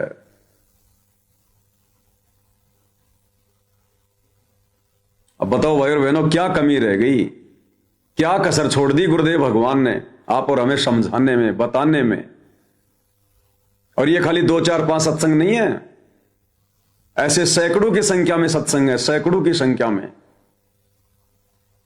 आपको एक भगत जी का एंट्री सुनाते हैं, देखना आप, ज्यादा लंबा नहीं है, 3 4 मिनट का है। और कैसे गुरुदेव भगवान को उसको सतलोक लेकर गए, और जब वो सतलोक में गुरु जी से मिला तो गुरुदेव ने इसको कहा कि बेटा मैं नीचे रहता हूं बरवाड़ा में। क्या कहा? उसने देखा कि सतलोक में सिंहासन पर सतगुरु रामपाल जी बैठे हैं, कोई दाढ़ी मूछ वाला नहीं बैठा, कोई पीर बाबा नहीं बैठा वहां, कोई जिंदा विंदा नहीं बैठा। और गुरुदेव ने कहा कि बेटा तू नीचे जा, अब तू नीचे जा और देख मैं नीचे बरवाड़ा में रहता हूं, बरवाड़ा में। और जब वो बरवाड़ा आश्रम में गया और वहां जब उसने गुरु जी को देखा दर्शनों के समय, उसकी आंखें फटी की फटी रह गई।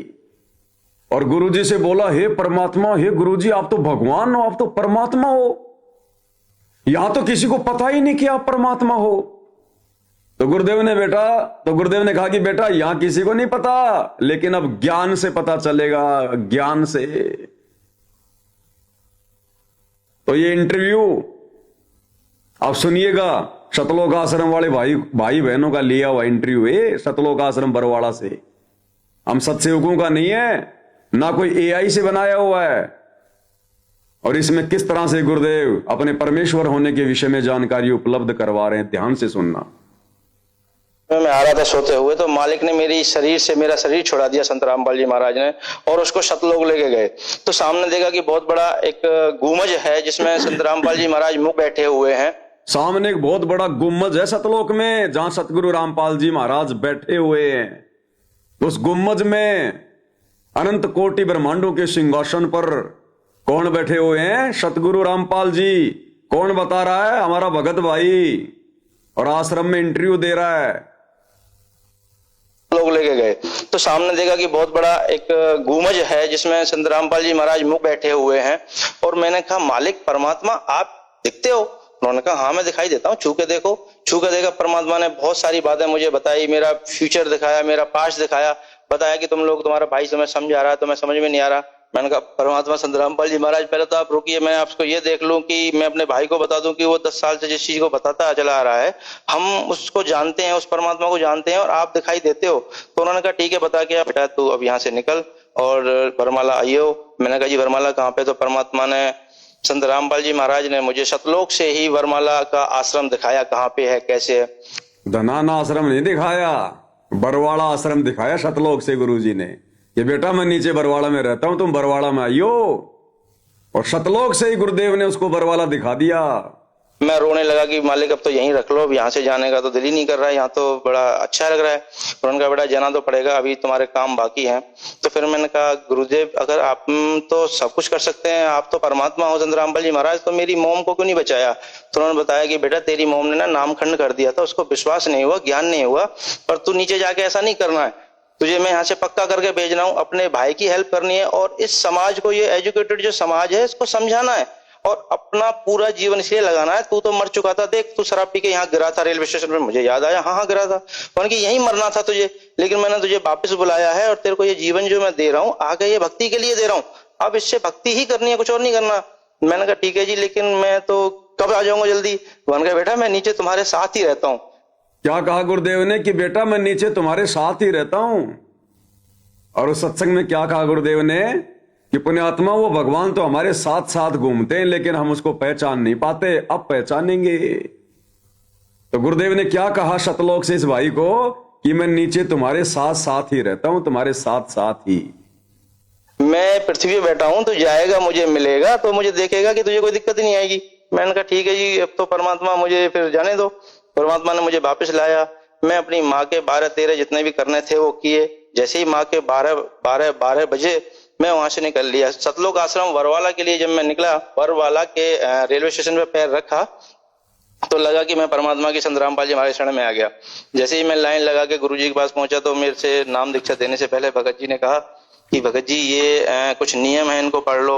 मैंने कहा भगत जी कैसी बातें कर रहे हो आप? संत रामपाल जी महाराज परमात्मा से मिलने के लिए अगर 1,00,000 नियम भी होते तो मुझे मंजूर है। ये तो छोटे मोटे नियम है, शराब छोड़ दो, गुटखा छोड़ दो, मांस छोड़ दो और ये देना लेना छोड़ दो। ये तो सारे नियम समाज को बिगाड़ने वाले हैं। अच्छे नियम जो हैं वो परमात्मा के पास हैं और मुझे संत रामपाल जी महाराज से नाम दीक्षा ही लेने के लिए मैं इतनी दूर से आया हूँ। तो उन्होंने कहा भगत जी अच्छी बात है, तो आप नाम दीक्षा लीजिए। जैसे मैंने नाम दीक्षा लिया, थोड़ी देर भंडारा किया, परमात्मा से मिला तो परमात्मा वही परमात्मा जो सतलोक में बैठ के मुझे समझा रहा है। जब भगत जी भंडारा करके नाम उपदेश लेकर गुरुजी से मिलने गए, दर्शनों के समय जब लाइन लगती थी तो भगत जी कह रहे हैं कि ये तो वही परमात्मा है जो मुझे सतलोक में मिले थे। कौन परमात्मा है? वही परमात्मा जो मुझे सतलोक में मिले थे। तो कौन बैठा है सतलोक में? दाढ़ी मूछ वाला नहीं बैठा, स्वयं सतगुरु रामपाल जी भगवान बैठे हैं। क्या कहा भगत जी ने? रामपाल जी महाराज से नाम दीक्षा ही लेने के लिए मैं इतनी दूर से आया हूँ।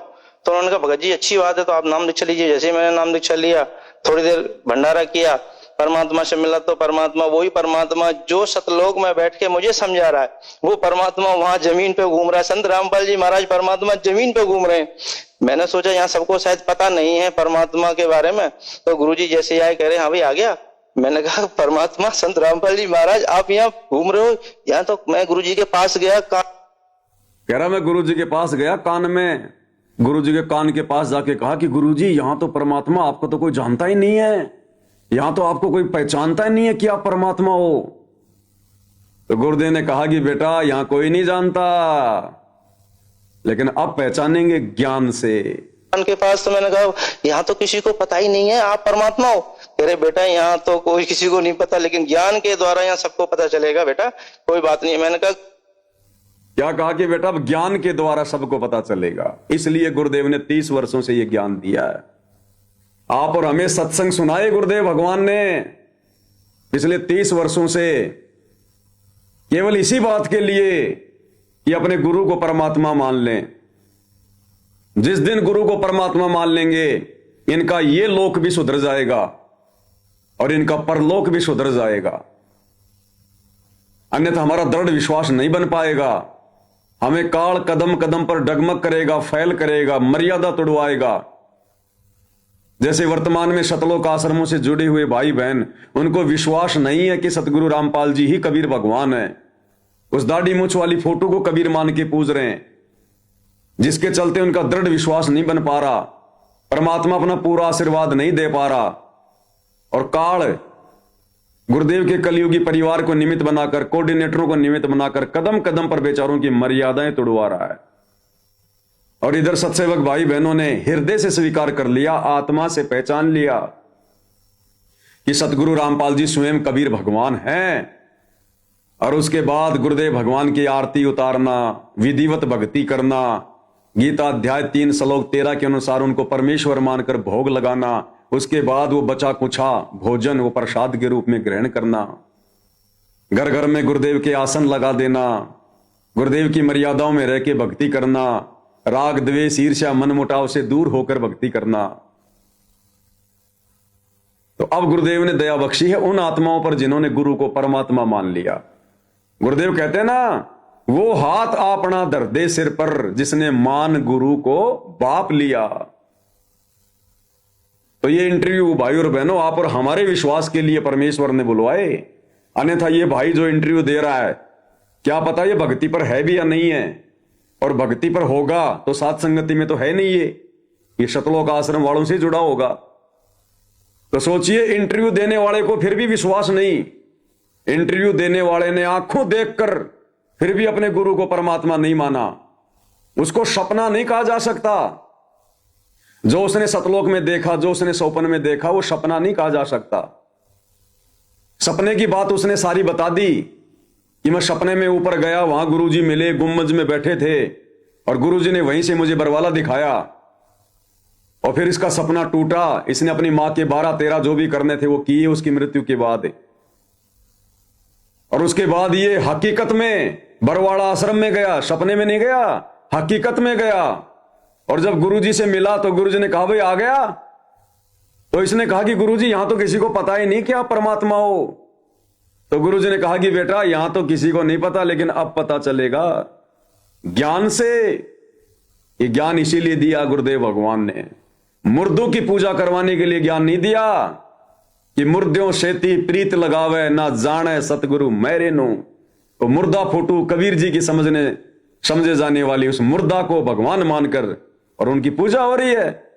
गरीबदास जी की फोटो मुर्दा को तुम पूज रहे हो इन आश्रमों में, उनका बोध दिवस मना रहे हो। और जिंदा सतगुरु हमारे साथ साथ घूम रहा, अनमोल ज्ञान दे रहा, सौ सुख दे रहा, उसको हमने ठंडे बस्ते में पटक रखा है। इसलिए वो परमात्मा हिसार जेल जाके बैठ गए अंत में कि मूर्खों से तो जेल भली, जब समझ जाएंगे तब देखूंगा।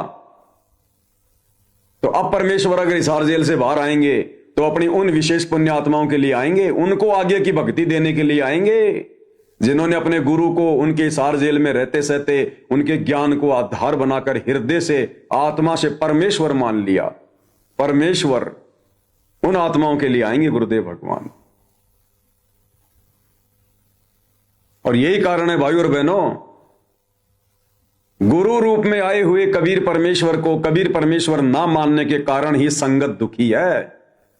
तब तक ही भगत दुखी रहता है, ना ढंग से उसके सांसारिक कार्य होते, ना अध्यात्म में उसे विशेष कोई लाभ मिलता, ना कोई राहत मिलती।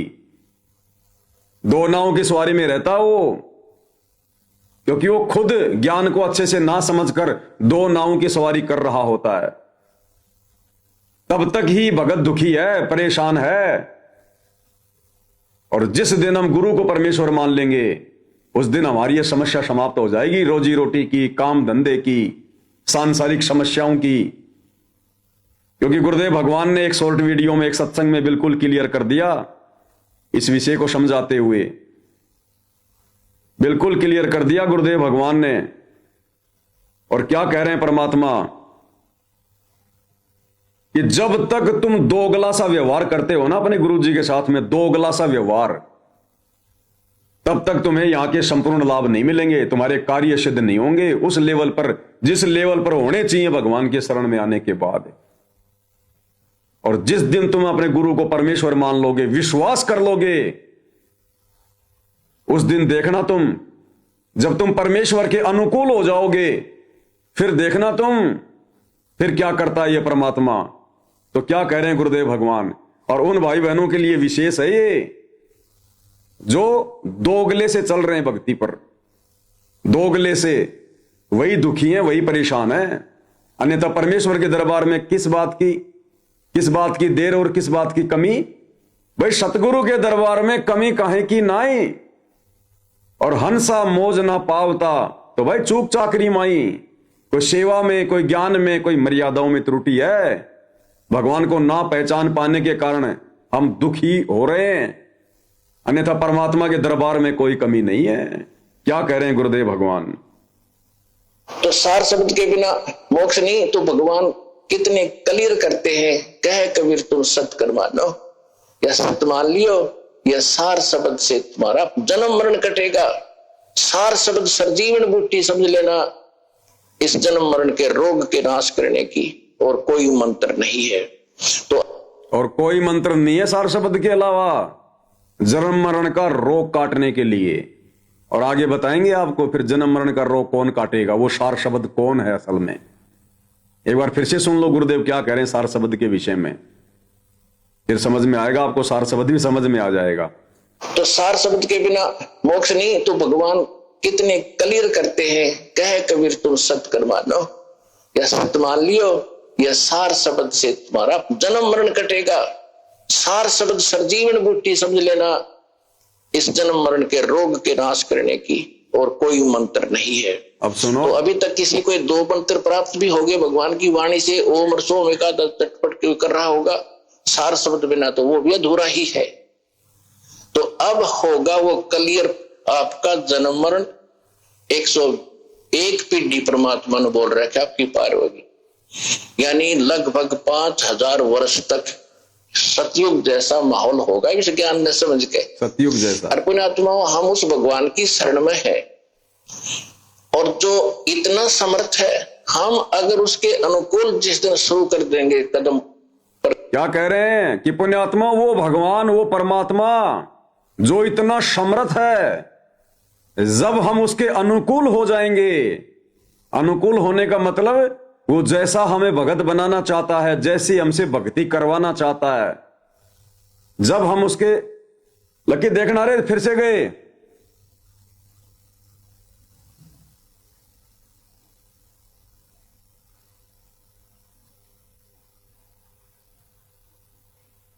क्या समस्या है बार बार?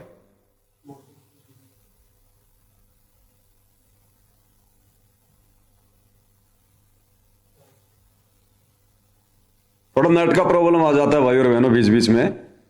तो क्या कह रहे हैं गुरुदेव भगवान की पुण्यात्मा, वो परमात्मा, वो समर्थ भगवान जो सब कुछ कर सकता है, सब कुछ दे सकता है, और जब हम उसके अनुकूल हो जाएंगे, भगवान के अनुकूल कैसे?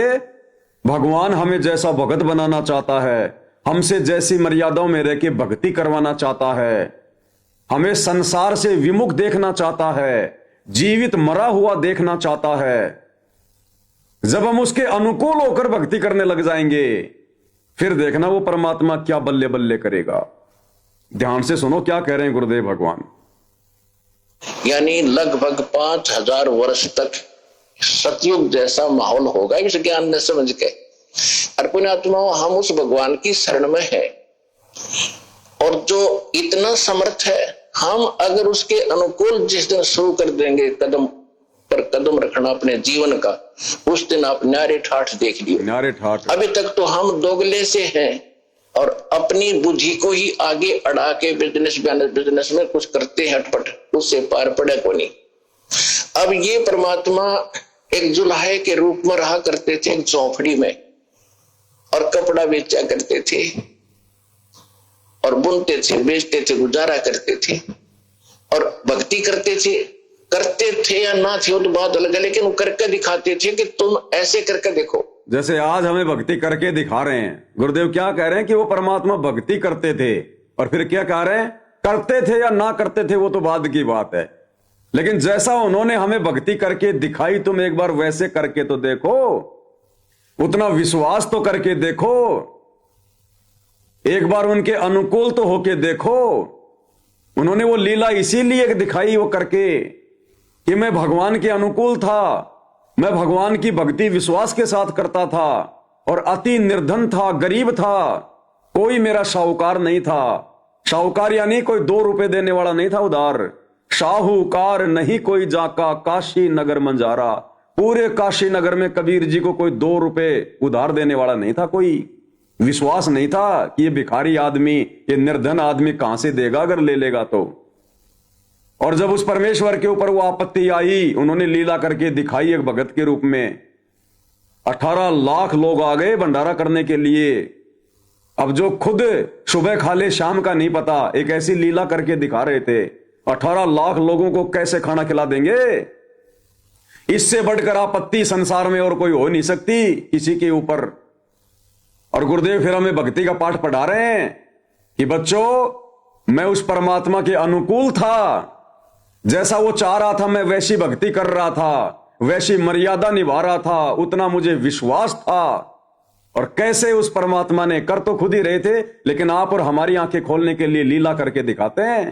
फिर कैसे उस भगवान ने, मैं जिसके अनुकूल था, जिसके आश्रय था, और कैसे उसने 18 लाख लोगों को 3 दिन तक मनमोहन भोजन करवाया, सोने की मोहर दी, दोहर दी, आटा चावल दाल सूखा सब कुछ दिया।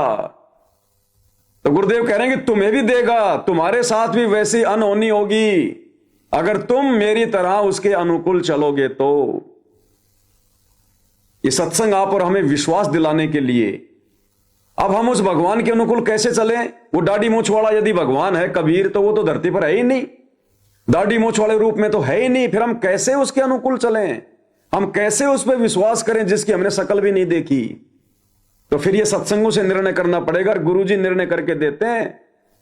गुरुदेव ने कहा कि बच्चों, ये चित्र भगवान का नहीं है, ऐसा रूप नहीं है, ये तो काल्पनिक है, बनावटी है, सोचा हुआ है।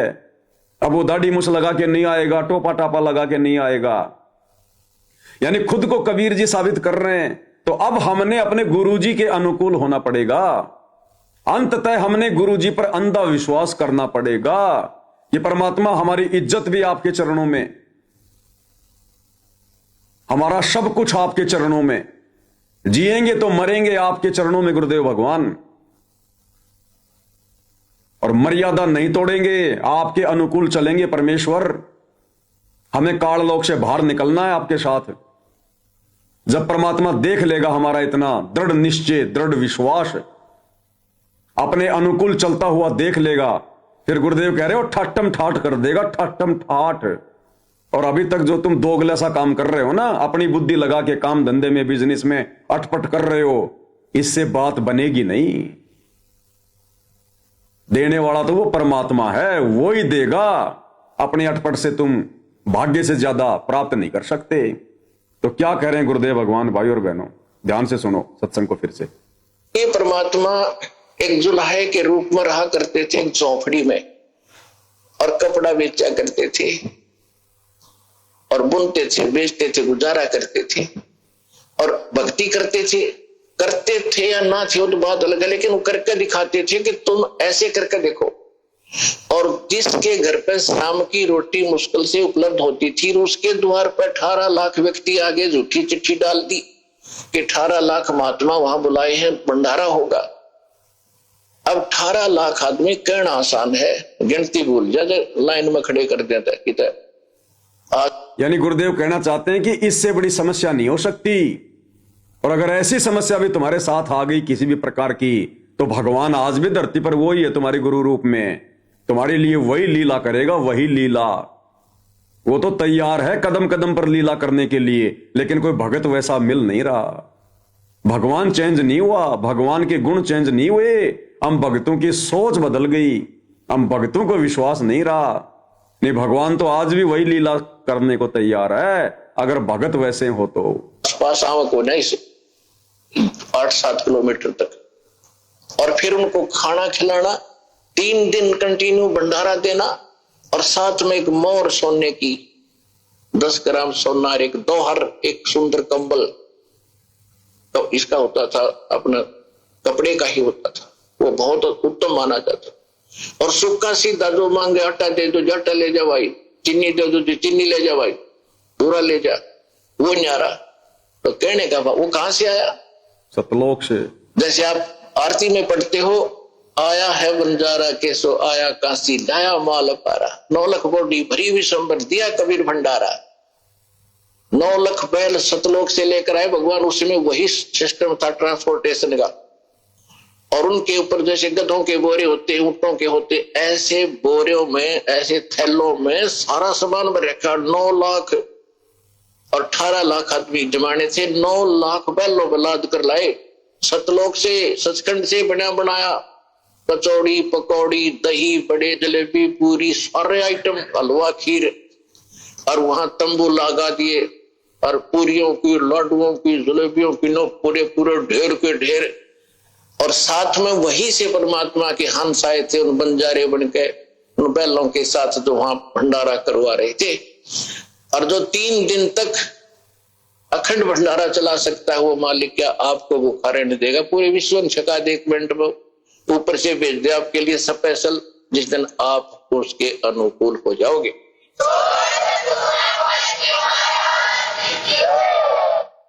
क्या कह रहे हैं गुरुदेव? जिस दिन आप उनके अनुकूल हो जाओगे, फिर आपके लिए परमात्मा क्या नहीं कर देगा? क्या आपको भूखा मरने देगा?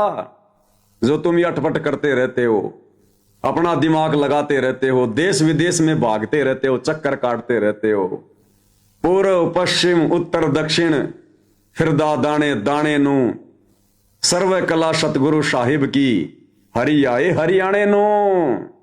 गुरुदेव कह रहे हैं केवल उसी समय तक तुम भटकोगे, तुम भरमोगे, जब तक तुम दो नाव की सवारी करोगे, दो अगले से रहोगे। दो टूक के लिए देश विदेश भटक रहे हो, भाग रहे हो तुम। और वो दो टूक भी ये कबीर भगवान सदगुरु रामपाल जी देगा।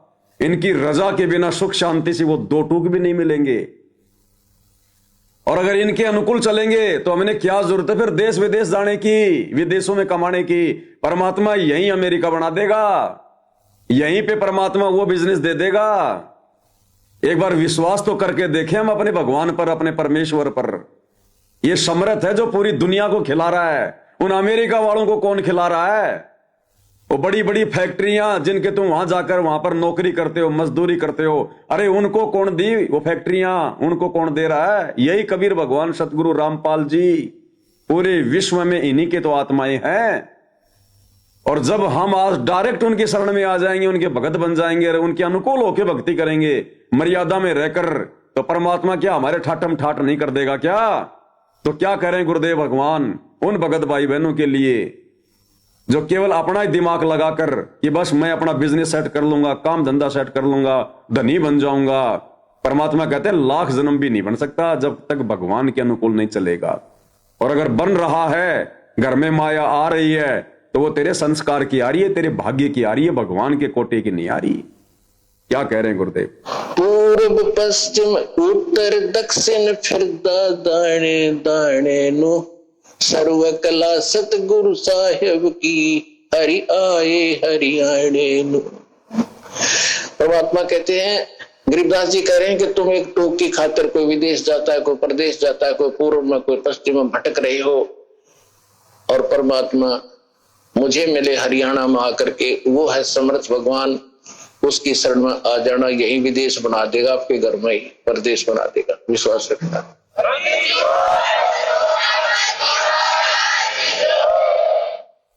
यही विदेश बना देगा, यही प्रदेश बना देगा, यही अमेरिका बना देगा परमात्मा। जो तुम वहां जाकर नहीं कमा सकते, उस कनाडा में, अमेरिका में, जर्मनी में, इटली में, पहले तो तुम उन एजेंटों को कई लाखों रुपए दे के जाते हो, और डरते डरते जाते हो, चोरी छुप के, पता नहीं कहां कहां से जाते हो, जंगलों के रास्ते से अमेरिका में। और वहां जाकर फिर क्या करते हो?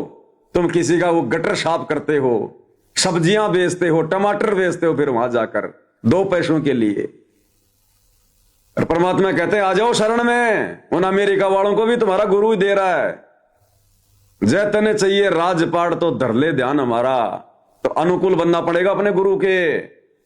अब भाई बहन जो हिंदुस्तान में रह रहे हैं, और हिंदुस्तान में अगर एक दूसरे स्टेट में अगर उनको काम धंधे के लिए जाना पड़ता है, तो वो ये ना सोचें कि हम तो अपना स्टेट छोड़ के दूसरी जगह ना जाएं। अरे हिंदुस्तान में तो हम कहीं भी काम कर लेंगे, उसकी छूट है, क्योंकि ये हमारा देश है। हरियाणा का राजस्थान में काम करने जा सकता है, राजस्थान का गुजरात में जा सकता है, बंबई जा सकता है, बंबई का दिल्ली आ सकता है, पंजाब आ सकता है, उसमें कोई दिक्कत नहीं है। लेकिन परमेश्वर ने उन लोगों के लिए कहा है जो ढंग से भक्ति नहीं करते, मर्यादाओं में नहीं रहते, और फिर 2 रोटी के लिए देश विदेश भागते रहते हैं। अरे ये देश विदेश वाले तो आने वाले समय में हिंदुस्तान आएंगे, सब कुछ छोड़ छाड़ के, कि भगवान तो हिंदुस्तान में बैठा है, हम क्यों पड़े वहां पर 7 समुद्र दूर। ये विदेश वाले तो हिंदुस्तान में आने की सोच रहे हैं, और नादानी के कारण हिंदुस्तान वाले गुरु भगवान की शरण ना होने के कारण, विश्वास ना होने के कारण, या जिन्होंने नाम ले लिया फिर वो दोगली सी भक्ति करते हैं, फिर वो करते हैं अटपट कि विदेश जाके कमा लो, गुरुजी मेरा वीजा लगवा दो, मेरा वीजा लगवा दो। तो ऐसे ही बरवाड़ा आश्रम में एक बार गुरुदेव भगवान के पास में एक भगत ने अरदास लगाई कि गुरुजी मेरा वीजा लगवा दो, वीजा, हाँ, कि गुरुजी दया कर दो मेरा वीजा लग जाए, मैं अमेरिका जाना चाहता हूं। उसने गुरुजी से कहा कि गुरुजी मेरा वीजा लगवा दो, मैं अमेरिका जाना चाहता हूं, अमेरिका।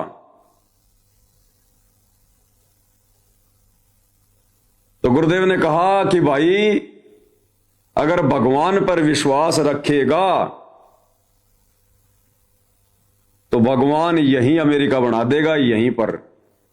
तो न किधर भटकने की जरूरत कौन पड़ेगी, कहीं भटकने की भी परमात्मा अड़े अमेरिका बना देगा, अड़े अमेरिका। क्या कहा गुरुदेव भगवान ने, एक बार उन्हीं के मुख कमल से सुनेंगे भाई और बहनों।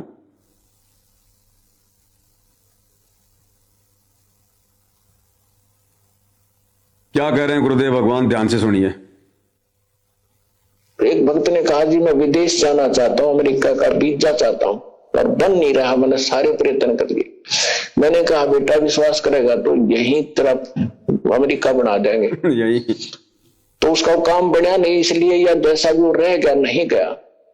अब 2 महीने पहले वो कह रहा था जी जो आपने वचन बोले थे आज मेरा यही अमेरिका बन गया, सारे सुख हो गए। और जो प्लाट था एक वो किसी ने दबा रखा था वो भी मिल गया, काफी कीमती था। तो यहां परमात्मा गरीबदास जी कह रहे हैं पूर्व पश्चिम उत्तर दक्षिण फिरदा दाणे दाणे नो, और सर्व कला सतगुरु साहिब की हरियाए हरियाणे, सारे सुख देगा तुम्हें, मोक्ष देगा।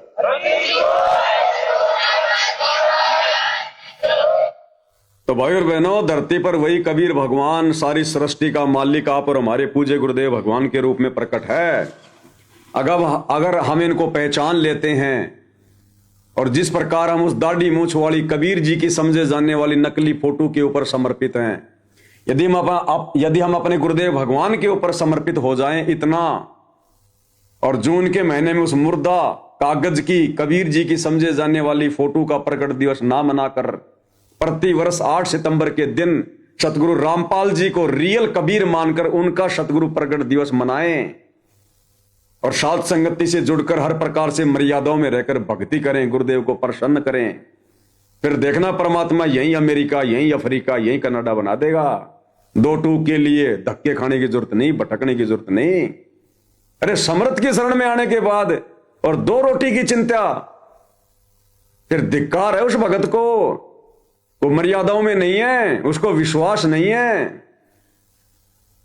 नहीं तो ये परमात्मा जो तीनों लोकों में प्रवेश करके सबका धारण पोषण कर रहा है, क्या अपने भगत को भूखा मरने देगा क्या?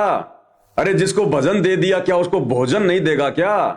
ये परमात्मा तो जानवरों को भी दे रहा है कि पो पाटी पगड़ा भया और जागी जिया जोन, सब काओं को देत है वो चौंस समाना चून। क्या अपने भगत को नहीं देगा? लेकिन जब हम भगत बन जाएंगे तब, और पहचान लेंगे अपने गुरुदेव को कि ये कबीर भगवान है, ये परमेश्वर है और इन्हीं की भक्ति करनी है, इन्हीं का नाम जपना है, फिर देखो ये परमात्मा क्या नहीं कर देगा। तो इसी संदर्भ में भाई और बहनों, पूज्य गुरुदेव भगवान की लास्ट में महिमा करते हैं एक शब्द के साथ में।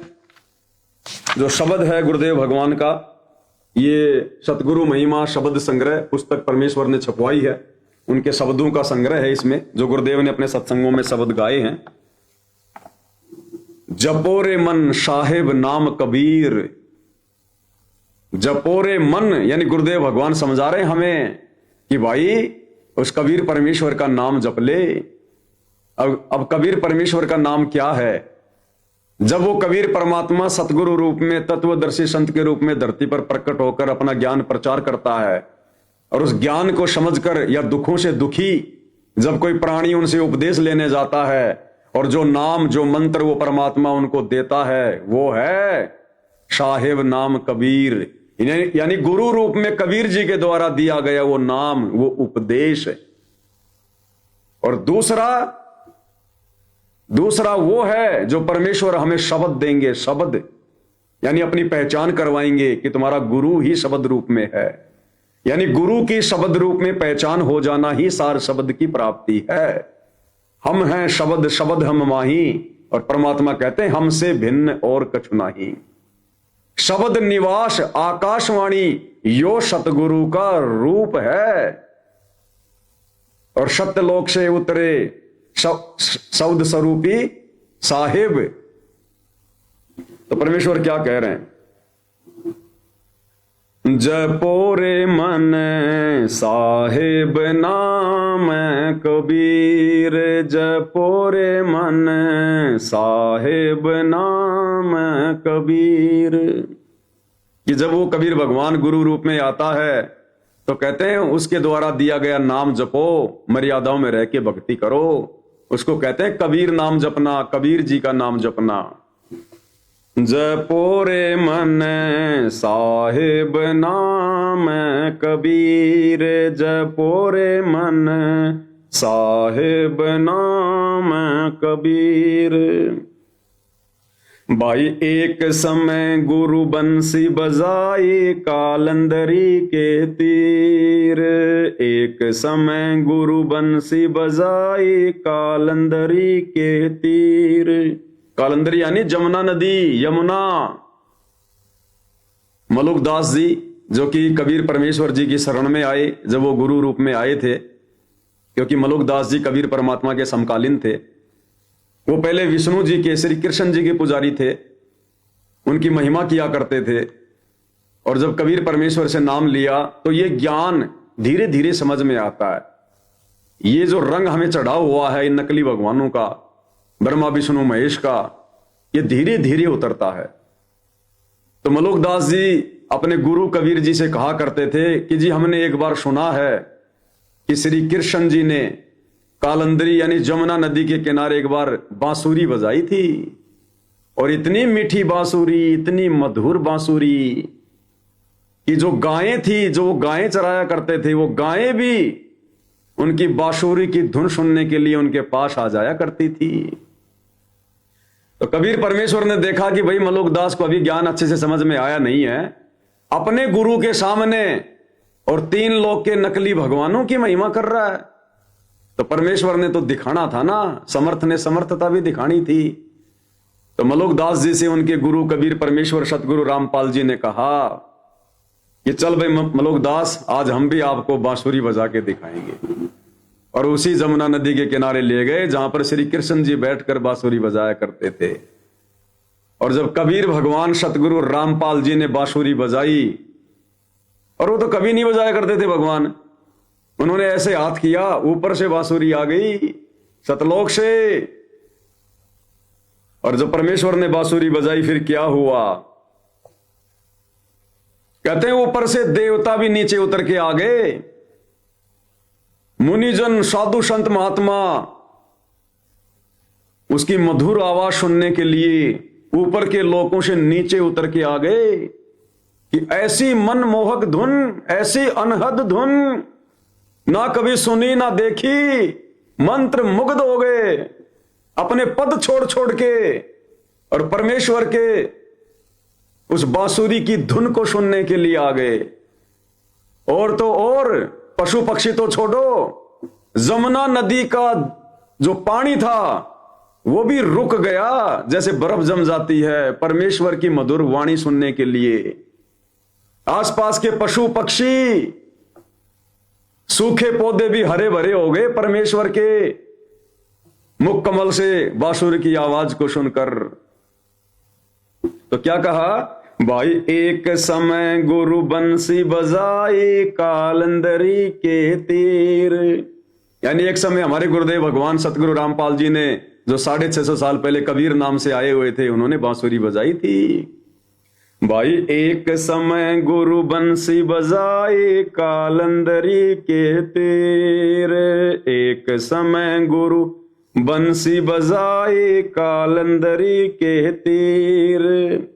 सुर नर मुनि जन थकत बहे वो, रुक गया दरिया नीर। जपो रे मन साहेब नाम कबीर, जपो रे मन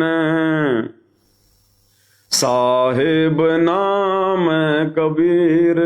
कि हे मन, हे आत्मा, उस कबीर भगवान का नाम जप जिस कबीर भगवान ने जमुना जी के किनारे वो बंसी बजाई थी, बांसुरी बजाई थी। आज वो कबीर भगवान तुझे कलयुग की पिछली पीढ़ी में तेरे गुरु के रूप में प्राप्त है, तुझे शतलोक ले जाएगा। फिर ऐसी बांसुरी तुझे 24 घंटे वो अनहद धुन मंत्र मुग्ध करने वाली तुझे वहां सुनने को मिलेगी। वहां फिर आगे क्या कहा परमेश्वर ने? भाई काशी तज गुरु मगहर आए दोनों दिन के पीर। काशी तज गुरु मगहर आए दोनों दिन के पीर।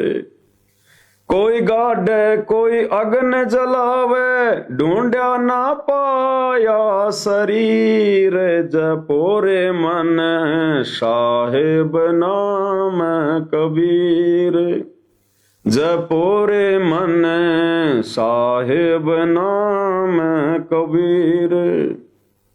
परमेश्वर अपनी महिमा के विषय में बता रहे हैं कि वो परमात्मा ना बुढ़ा है, ना रोगी है, ना वो कोढ़ी है, ना वो बीमार है। जब गोरखनाथ जी की और कबीर परमेश्वर जी की गोष्ठी हुई थी 650 साल पहले, उस समय परमात्मा की लीला में आयु 8-10 वर्ष की थी। और जब गोरखनाथ जी रामानंद जी के साथ में ज्ञान गोष्ठी करने लगे तो कबीर परमेश्वर खड़े हो गए, बोला नाथ जी मेरे गुरुजी से ज्ञान चर्चा करने से पहले मेरे से करो। तो गोरखनाथ ये देखकर हंसा और कहा कि ए बालक कबीर तेरी उम्र क्या है और तू मेरे साथ में ज्ञान गोष्ठी करेगा। तो कबीर परमेश्वर ने कहा भाई ना मैं बूढ़ा, ना मैं बालक, ना मैं भाट भिखारी, ना मैं बुढ़ा, ना मैं बालक, ना मैं भाट भिखारी। कहे कबीर सुनो रे गोरख, या है उम्र हमारी, कि भाई ये है मेरी उम्र। तू मुझे क्या बालक समझ रहा है, क्या बच्चा समझ रहा है क्या? मैं ना बुढ़ा हूं, ना बालक हूं, ना कोई भाट भिखारी, तेरी तरह कोई मांग के खाने वाला नहीं हूं मैं।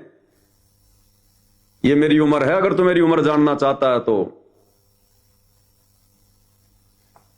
परमेश्वर 650 साल पहले 120 साल की उम्र में, जहां 70-80 साल की उम्र में बुढ़ों के घुटने टूट जाते हैं, चलने की हिम्मत नहीं रहती, दुनिया भर के रोग, 1 किलोमीटर चलने में 5 बार उसको बैठना पड़ता है, और 120 वर्ष की उम्र में कबीर परमेश्वर बिना किसी सहारे के, बिना किसी घोड़ा गाड़ी में, ना किसी बुग्गी गाड़ी में, ना किसी पालकी में, पैदल चलकर गए परमेश्वर काशी से मगर, और वहां से सहशरीर परमेश्वर सतलोक को गए सबके सामने। तो समर्थ अपनी समर्थता बता रहा है। भाई काशी तज गुरु मगहर आए, दोनों दिन के पीर, यानी हिंदू और मुसलमान दोनों धर्मों के गुरु थे। कोई गाड़े कोई अग्न जलावे, ढूंढा ना पाया शरीर, जपोरे मन साहेब नाम कबीर, जपोरे मन साहेब नाम कबीर। कि हे मन, उस कबीर परमेश्वर सतगुरु रामपाल जी भगवान का नाम जप, जो मगर से सहशरीर लीला करके दुनिया को अपनी समर्थता दिखा के शतलोक गए थे। आज तुझे कलयुग की बिचली पीढ़ी में वो कबीर भगवान प्राप्त है जो मगर से सहशरीर गया था, उसका नाम जप, उससे उपदेश लेकर। भाई 4 दाग से सतगुरु न्यारे, अजरो अमर शरीर, 4 दाग से सतगुरु न्यारे, अजरो अमर शरीर।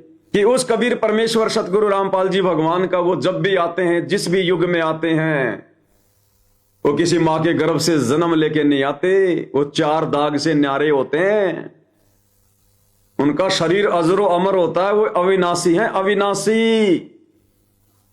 कहते हैं उस समर्थ परमेश्वर का नाम जप। भाई 4 दाग से सतगुरु न्यारे, अजरो अमर शरीर, यानी परमेश्वर ने 4 दाग बताए। 4 प्रकार से दाग दिया जाता है मरने के बाद में। आदमी जब मर जाता है, जब उसको जला के आते हैं तो कहते हैं हम उसका दाग दे के आ गए। तो गुरुदेव कहते हैं कि 4 प्रकार के दाग होते हैं। जैसे हिंदू आग में जलाते हैं, मुसलमान जमीन में गाड़ते हैं मरने के बाद, कुछ लोग ऐसे होते हैं वो पानी में बहा देते हैं एक छोटी सी नौका बना के, ताकि कोई जानवर खा लेंगे और उस आत्मा को दुआ देंगे। कोई ऐसे होते हैं जो बहुत ऊंचे पहाड़ पर या किसी बहुत ऊंचे कोई पेड़ के ऊपर कोई जो है वो मचान बनाकर सबको वहां पर रख देते हैं। चील कौवे वगैरह ये पक्षी वगैरह उनको खा लेते हैं। तो कहते हैं इस प्रकार से अंतिम संस्कार होता है। 4 प्रकार से ये दाग हैं। और कहते हैं जो सतगुरु होगा, जो कबीर भगवान होगा, सच्चा गुरु होगा, बंदी छोड़ होगा, वो इन 4 दागों में होके नहीं जाता, वो 4 दाग से नहीं जाता, वो तो क्षय शरीर जाता है। और यही लीला आने वाले समय में गुरुदेव भगवान करेंगे। तो कहते हैं, हे मन, वो कबीर भगवान धरती पर प्रकट है वर्तमान में सतगुरु रामपाल जी के रूप में, जो 4 दाग में नहीं आते, ना से पहले आए। भाई 4 दाग से सतगुरु न्यारे, अजरो अमर शरीर। 4 दाग से सतगुरु न्यारे, अजरो अमर शरीर। दास मलोक सलोक कहत है, खोजो कशम कबीर। जपोरे मन साहेब नाम कबीर। जपोरे मन साहेब नाम कबीर। मलोकदास जी कह रहे हैं कि उस समर्थ को, उस खशम को खोजो। खशम यानी वो पति। जैसे गांव में 2 औरतों की लड़ाई हो जाती है, क्या कहती है? तेरा खशम मरे, तेरा खशम, यानी तेरा पति मरे। तो दास मलोक शलोक कहते हैं, खोजो खशम कबीर, कि उस पति की खोज करो, उस खशम की खोज करो, जो समर्थ है, सबका स्वामी है, जो 4 दाग में नहीं आता। कहते हैं उसकी भक्ति करो, उससे उपदेश लो। तो वर्तमान में भाई और बहनों, वो खशम, पूरी दुनिया का खशम, वर्तमान में दुनिया पहचान नहीं पा रही अपने खशम को, अपने पति को, क्योंकि आत्मा का पति वही है। 2028 के बाद समझेगी दुनिया, पहचानेगी अपने खशम को। और जो भक्ति करेगा हर प्रकार से मर्यादाओं में रहकर, अपने खशम को खशम मानकर, अपने गुरु को अपना खशम मानकर, वो हाथ अपना धर दे सर पर, जिसने मान गुरु को बाप लिया। फिर परमात्मा कहते हैं, देखना फिर वो परमेश्वर वाले काम करेगा। फिर जब तुम भक्ति पर लगकर भगत वाले कार्य करोगे, फिर वो परमात्मा भी परमात्मा वाले कर्म करेगा, भगवान वाले कार्य करेगा। और तभी भाई और बहनों लीला हुआ करती है। अरे जब भगत भी पूरा हो और भगवान भी पूरा हो, तब होती हैं लीलाएं। त्रेता युग में भगत प्रहलाद पूरा, भगवान ने नरसिंह रूप धारण करके लीला की, आज तक उनका इतिहास गाया जाता है। नरसिंह भगत पूरा, भगवान ने 56 करोड़ की माया बरसा दी बात में, और लीला बनी हुई, आज तक गुण गाए जाते हैं। ध्रुव भगत पूरा, भगवान भी पूरा मिला, और ऐसी अजब गजब लीला हुई, आज तक गुण गाए जाते हैं। मीराबाई भगतनी पूरी, भले वो पार होने का समय नहीं था, पार नहीं हो पाई, लेकिन भगतनी पूरी, गुरु मर्यादाओं के लिए समर्पित, गुरु के लिए समर्पित, और भगवान भी पूरा मिला, और आज तक उसकी महिमा गाई जाती है। तो भाई और बहनों, ये कलयुग की पिछली पीढ़ी है। आप और हम वही आत्माएं हैं जो आज से पहले पार नहीं हो पाई। जिन आत्माओं के नाम गुरुदेव हमें गिनाते हैं, धन्ना सेठ, धर्मदास, रविदास, रामानंद जी, सर्वानंद जी, अर्जुन सरजुन, मीराबाई, नरसिंह भगत, अर्जुन सरजुन, ताम्रध्वज, मोरध्वज, शेख फरीद, बाजीद, ये सब आप और हम ही हैं भाई और बहनों। बस अपने आप को पहचानने की देर है, गुरुजी के प्रति समर्पित होने की देर है, उन्हें अपना बाप मानने की जरूरत है। फिर देखना भगवान तो पूरा है ही। जब हम भगत पूरे हो जाएंगे, फिर देखना परमेश्वर धरती पर अद्भुत लीलाएं करेंगे आने वाले समय में, अद्भुत लीलाएं। और यही लीलाएं फिर हजारों वर्षों तक गाई जाएंगी, सुनी जाएंगी, और इसी के सारे दुनिया फिर भक्ति किया करेगी। तो भाई और बहनों, आप और हमने मौका नहीं चूकना है। परमेश्वर ने हर प्रकार से हमें अपनी जानकारी करवा दी, अपनी पहचान करवा दी है। अब हमने इस मौके को चूकना नहीं है। ये कलयुग की पिछली पीढ़ी में आप और हमारा जो दाव लगा है भाई और बहनों, बिल्ली के भाग का छिक्का टूटा है, बिल्ली के भाग का छिक्का। ऐसा गोल्डन चांस, ऐसा सुनहरा अवसर भाई और बहनों, युगों पर्यंत दोबारा हम कल्पना नहीं कर सकते अगर रह गए तो किसी कारण से। तो बिल्कुल समर्पित हो जाना अपने गुरुदेव के प्रति। हमारी मर्यादाओं के बीच में, चाहे हमारा परिवार आए, चाहे समाज आए, चाहे रिश्तेदार आए, चाहे किसी का पति आए, चाहे किसी की पत्नी आए, अगर मर्यादाओं के बीच में कोई आएगा तो लड़ना झगड़ना नहीं, गाली गलौच नहीं करना, मार पिटाई नहीं करना।